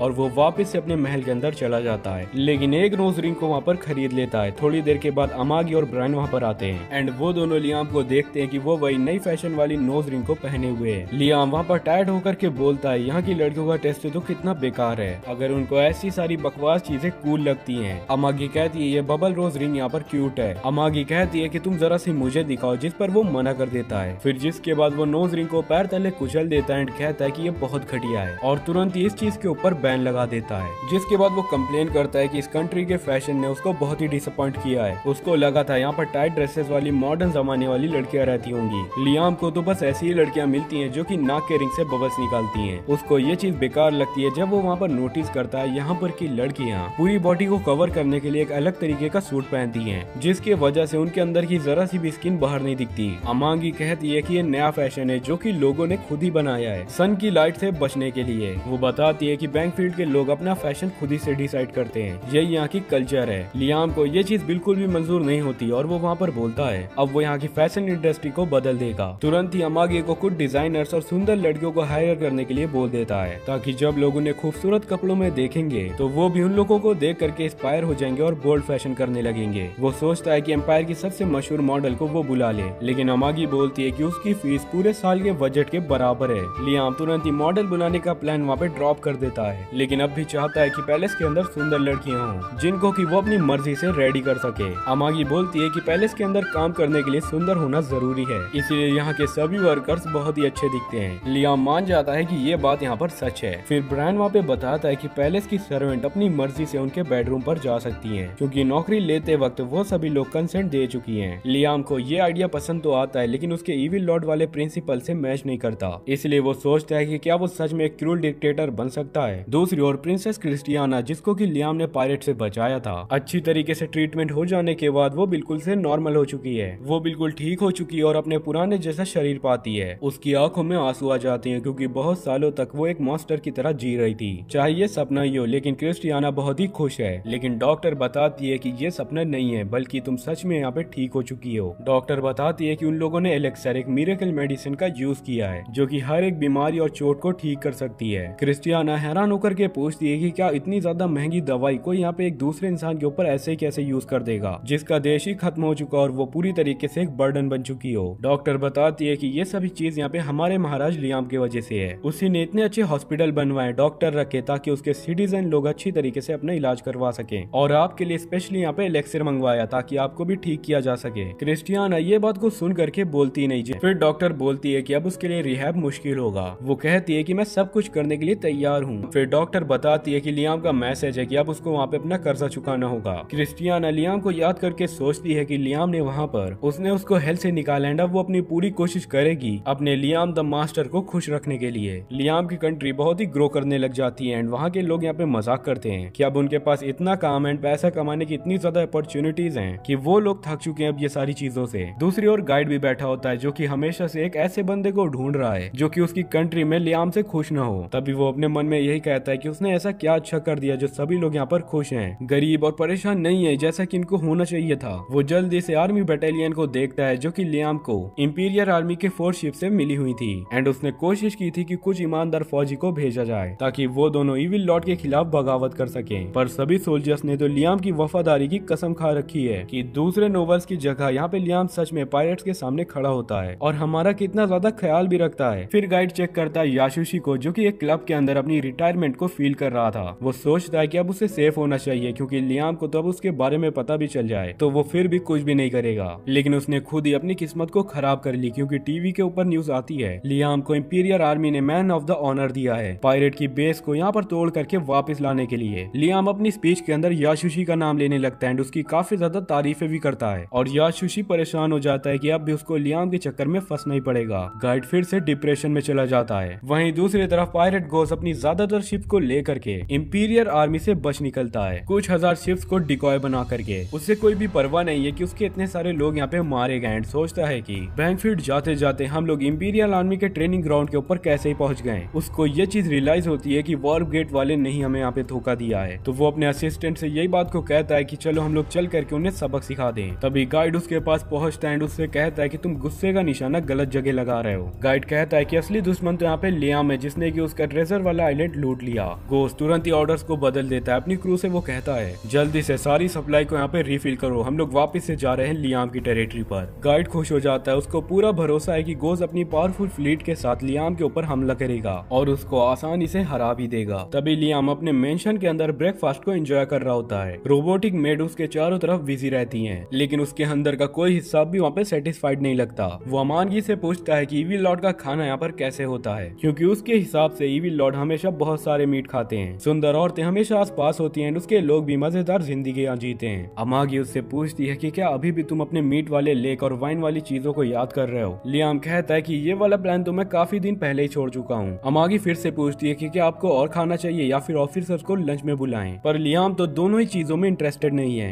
लियाम ब्रेकफास्ट को कर रहा होता है, तभी अमागी सोच लेती है कि शायद से लियाम को चाहिए कि खूबसूरत लड़कियां उसका ब्रेकफास्ट कराएं। वो पूछती है कि क्या हारम की लिस्ट से कुछ लड़कियों को बुला दूं। लियाम अमागी से कहता है कि क्या तुम इन चीजों से ठीक हो। अमागी कहती है कि मुझे इन चीजों से क्या ही प्रॉब्लम होगी सर। ये सारी चीजों को सुन करके लियाम थोड़ा सा वहाँ पे उदास हो जाता है। क्या मेरे दूसरी लड़की लाने से भी तुम्हें यहाँ पे कोई फर्क नहीं पड़ता। तो अमागी कहती है कि अभी तक तो तुम्हारे पास कोई लड़की है नहीं, तो मुझे फर्क ही क्या पड़ेगा। लियाम कहता है मेरे पास तुम तो हो अमागी। लेकिन अमागी कहती है मैं तो टेक्निकली यहाँ पे लड़की नहीं हूँ, बल्कि मैं तो एक एआई हूँ। लियाम को अमागी से वो जवाब नहीं मिलता जो कि वो वहाँ पे उससे एक्सपेक्ट कर रहा था। अमागी कहती है कि लियाम तुमको असली वाइफ ढूंढना चाहिए ताकि तुम्हारे बच्चे आगे बढ़ सके। लेकिन वो खुश होती है कि वो यहाँ पे लियाम को खुशी दे सकती है। थोड़ी देर के बाद अमागी लियाम को साल का पूरा फाइनेंशियल रिपोर्ट देती है। वो बताती है कि पायरेट से खजाना जो हमें यहाँ पर प्राप्त हुआ था उसने बैंकफील्ड कंट्री के इकोनॉमी को बहुत ही बूस्ट किया था। उन लोगों ने लोन का एक बड़ा हिस्सा चुका दिया है और थोड़ा इंटरेस्ट भी अपने हिस्से पर बचा लिया। लियाम हैरान हो जाता है, सोचता है कि उसके फादर एंड ग्रैंडफादर ने इतना ज्यादा लोन ले लिया था कि पायरेट्स का खजाना भी उनके ऊपर पूरा नहीं हुआ उनको चुकाने के लिए। फिर भी अमागी अपनी रिपोर्ट को कंटिन्यू करती है, बताती है कि उनका इलाका धीरे धीरे यहाँ पे स्टेबिलिटी के साथ पूरी तरीके से ग्रो कर रहा है एंड ऐसा ही चलता रहा तो जल्द ही सारा का सारा कर्ज हमारे ऊपर से उतर जाएगा। लियाम ठंडी सांस भरता है और कहता है कि वो सोचा करता था इविल लॉर्ड बन करके पैसा अपने ऊपर उड़ाएगा, लेकिन पता नहीं क्यों अभी तो सारा का सारा पैसा लोन चुकाने में जा रहा है। अमागी पूछती है कि इविल लॉर्ड बन करके तुम यहाँ पे क्या ही करोगे। तो लियाम बोलता है कि शायद उसे टैक्स बढ़ा देना चाहिए ताकि उसके कंट्री के लोग थोड़ा सा तो परेशान हो। अमागी बताती है कि शॉर्ट टर्म में पैसा तो आएगा, लेकिन लंबी रेस में उनकी कंट्री की ग्रोथ बहुत ही बुरी तरीके से डाउन हो जाएगी। लियाम दोबारा से सांस भरता है। अमागी पूछती है क्या तुम अपनी जिंदगी से यहाँ पर खुश नहीं हो। लियाम कहता है वैसे तो मैं यहाँ पे बहुत ही खुश हूँ क्योंकि हर एक चीज मेरे फेवर ही में जाती है, चाहे कुछ भी हो। उसके पास पैसा है, रॉब है और अमागी भी है एंड आगे मैं अपनी पावर का मजा लूंगा चाहे फिर जो भी हो। लियाम सोचता है कि अमागी शायद से यहाँ पे समझेगी नहीं, लेकिन वो वापस से सोचता है कि हो सकता है वो उसके सपने या फिर एम्बिशंस को न समझ पाए, लेकिन फिर भी वो हमेशा ही मेरे साथ रहेगी और मेरे सपनों को भी मेरे साथ मिलकर के पूरा करेगी। थोड़ी देर के बाद ब्रायन वहाँ पे दौड़ता हुआ लियाम के थ्रोन रूम पर आता है। वो एक इमरजेंसी वाली खबर देता है। वो आकर के कहता है कि सर पायरेट्स ने खुलेआम हमारे ऊपर युद्ध का ऐलान कर दिया है। उनकी सभी शिप सोलर सिस्टम के किनारे पर इकट्ठा हो रही हैं। लियाम रेडार को देख करके समझता है कि ये तो पायरेट्स के लिए अजीब है क्योंकि वो लोग तो हमेशा चालाकी और डरपोकी की तरह छुप करके वॉर करते हैं। ऐसा खुलेआम वॉर तो उन्होंने कभी भी हिस्ट्री में नहीं किया है। अमागी कहती है कि शायद से पायरेट्स जानबूझ करके सभी लोग को टाइम दे रहे हैं ताकि वहाँ पर लोग ज्यादा डरें। वो समझाती है कि पायरेट्स का खजाना चुरा लेने के बाद अब वो लोग मिल करके रिवेंज लेना चाहते हैं एंड हम सभी लोग को इजिली मार देना उन लोगों के लिए मजे वाली बात नहीं होगी। लियाम अमागी के बात से एग्री कर जाता है। वो बोलता है कि कोई पागल आदमी जो कि अपने प्रेजेंस को टॉर्चर्ड करता है और उनके शरीर तक मॉडिफाई करता है, उनको पूरी तरीके से जानवर बना देता है, वो जरूर हमारे ऊपर रिवेंज लेने का कोई गंदा ही तरीका सोचेगा। अमागी कहती है कि अगर पायरेट्स ने ऑफिशियली उनके ऊपर जंग का ऐलान किया है तो उनको अपनी पावर के ऊपर सच में भरोसा होगा, तभी तो उन्होंने ये चीज को कहा। लियाम को ये सारी बातों को सुन करके थोड़ा सा टेंशन होने लग जाता है एंड ब्रायन वहाँ पर डिसाइड कर लेता है कि मिलिट्री लीडर्स की अब इमरजेंसी मीटिंग बैठाना ही पड़ेगा। मिलिट्री में ब्रायन सभी लोगों से बताता है पायरेट कैप्टन ग्रोस के बारे में जिसका ट्रेजर आइलैंड उन लोगों ने लूट लिया था। ब्रायन बोलता है कि ग्रोस इस सदी का सबसे खतरनाक पायरेट माना जाता है एंड एम्पायर ने तो उसके सिर के ऊपर जबरदस्त बाउंटी लगाई रखी हुई है। लियाम पूछता है और क्या पता चला इनके बारे में, तो ब्रायन वहाँ पर बताता है कि ग्रोस ने डिमांड रखी है कि उनका सारा ट्रेजर वापस कर दिया जाए जो कि उनके प्लेनेट से लूटा गया था एंड इसके साथ साथ ग्रोस को कुछ सुंदर लोग चाहिए वहाँ पर हॉरिबल एनिमल्स बनाने के लिए। लियाम इस चीज को सुन करके तो इरिटेट हो जाता है एंड ब्रायन इस चीज को सोच रहा होता है कि लियाम अपने जनता की चिंता कर रहा है, लेकिन असल में लियाम अंदर ही अंदर जलन महसूस कर रहा होता है। गोज अपनी पावर का बुरी तरीके से यूज कर रहा है, पैसा और लोग वहाँ पे जबरदस्ती छीन रहा है एंड यही काम तो मुझे करना चाहिए जो कि मैं यहाँ पे बैठ करके अपनी कंट्री बना रहा हूँ। जब पायरेट कैप्टन उससे भी ज्यादा एविल निकला तो लियाम वहाँ पर डिसाइड करता है वो इस चीज को हरगिज़ यहाँ पे होने नहीं देने वाला है। इसी बीच एक मिनिस्टर सजेस्ट करता है कि हमें पायरेट लोगों से बातचीत करनी चाहिए क्योंकि लड़ाई में तो उनकी हारी होगी, लेकिन मिलिट्री जनरल तुरंत ही डिसएग्री कर देता है। जनरल कहता है कि कोई भी गारंटी नहीं है कि पायरेट्स हमें यहाँ पर छोड़ देंगे, चाहे हम लोग उन लोगों की डिमांड्स को मान भी लें एंड दोनों में वहाँ पर बहस होना शुरू हो जाती है। लियाम वहाँ पर पूछता है आखिर कितनी ज्यादा शिप्स हैं पायरेट के पास, तो उन लोगों को पता चलता है कि पायरेट्स के पास 30,000 से भी ज्यादा शिप्स हैं, जबकि लियाम की आर्मी अभी सिर्फ 5,000 शिप्स को डिप्लॉय कर सकती है। जनरल यही कहता है कि अभी हमें अपने प्लेनेट को प्रोटेक्ट करना चाहिए। मिनिस्टर कहता है कि हम लोग नेगोशिएट करते हैं और दूसरे एम्पायर से यहाँ पर मदद आने का वेट करते हैं। दोनों फिर से लड़ने लग जाते हैं, लेकिन लेकिन लियाम को तो इन दोनों के अंदर कोई भी इंटरेस्ट नहीं होता। वो सोचने लगता है गोस्ट की बाउंटी के बारे में कि ठीक ठाक है, लेकिन इतनी भी बड़ी नहीं है कि हम लोग 30,000 शिप से टक्कर ले सकें। वो कहता है कि अगर बाउंटी थोड़ी सी इंक्रीज होती तो वो थोड़ा सा वहाँ पे ट्राई भी कर लेता। तभी अमागी बोलती है कि उसके पास एक अच्छा सा सुझाव है। अमागी बताती है कि उन्होंने बैटल सिमुलाइजेशन चलाई थी उन शिप्स के ऊपर जो कि पायरेट से उन्हें मिली थी, एंड उनके हिसाब से जंग जीतने का चांस सिर्फ यहाँ पे 3.8% है। ब्रायन इस चीज को सुन करके वहाँ पे सैड हो जाता है। वो कहता है कि काश शायद वेपन फैक्ट्री का बेस वहाँ पर रेडी होता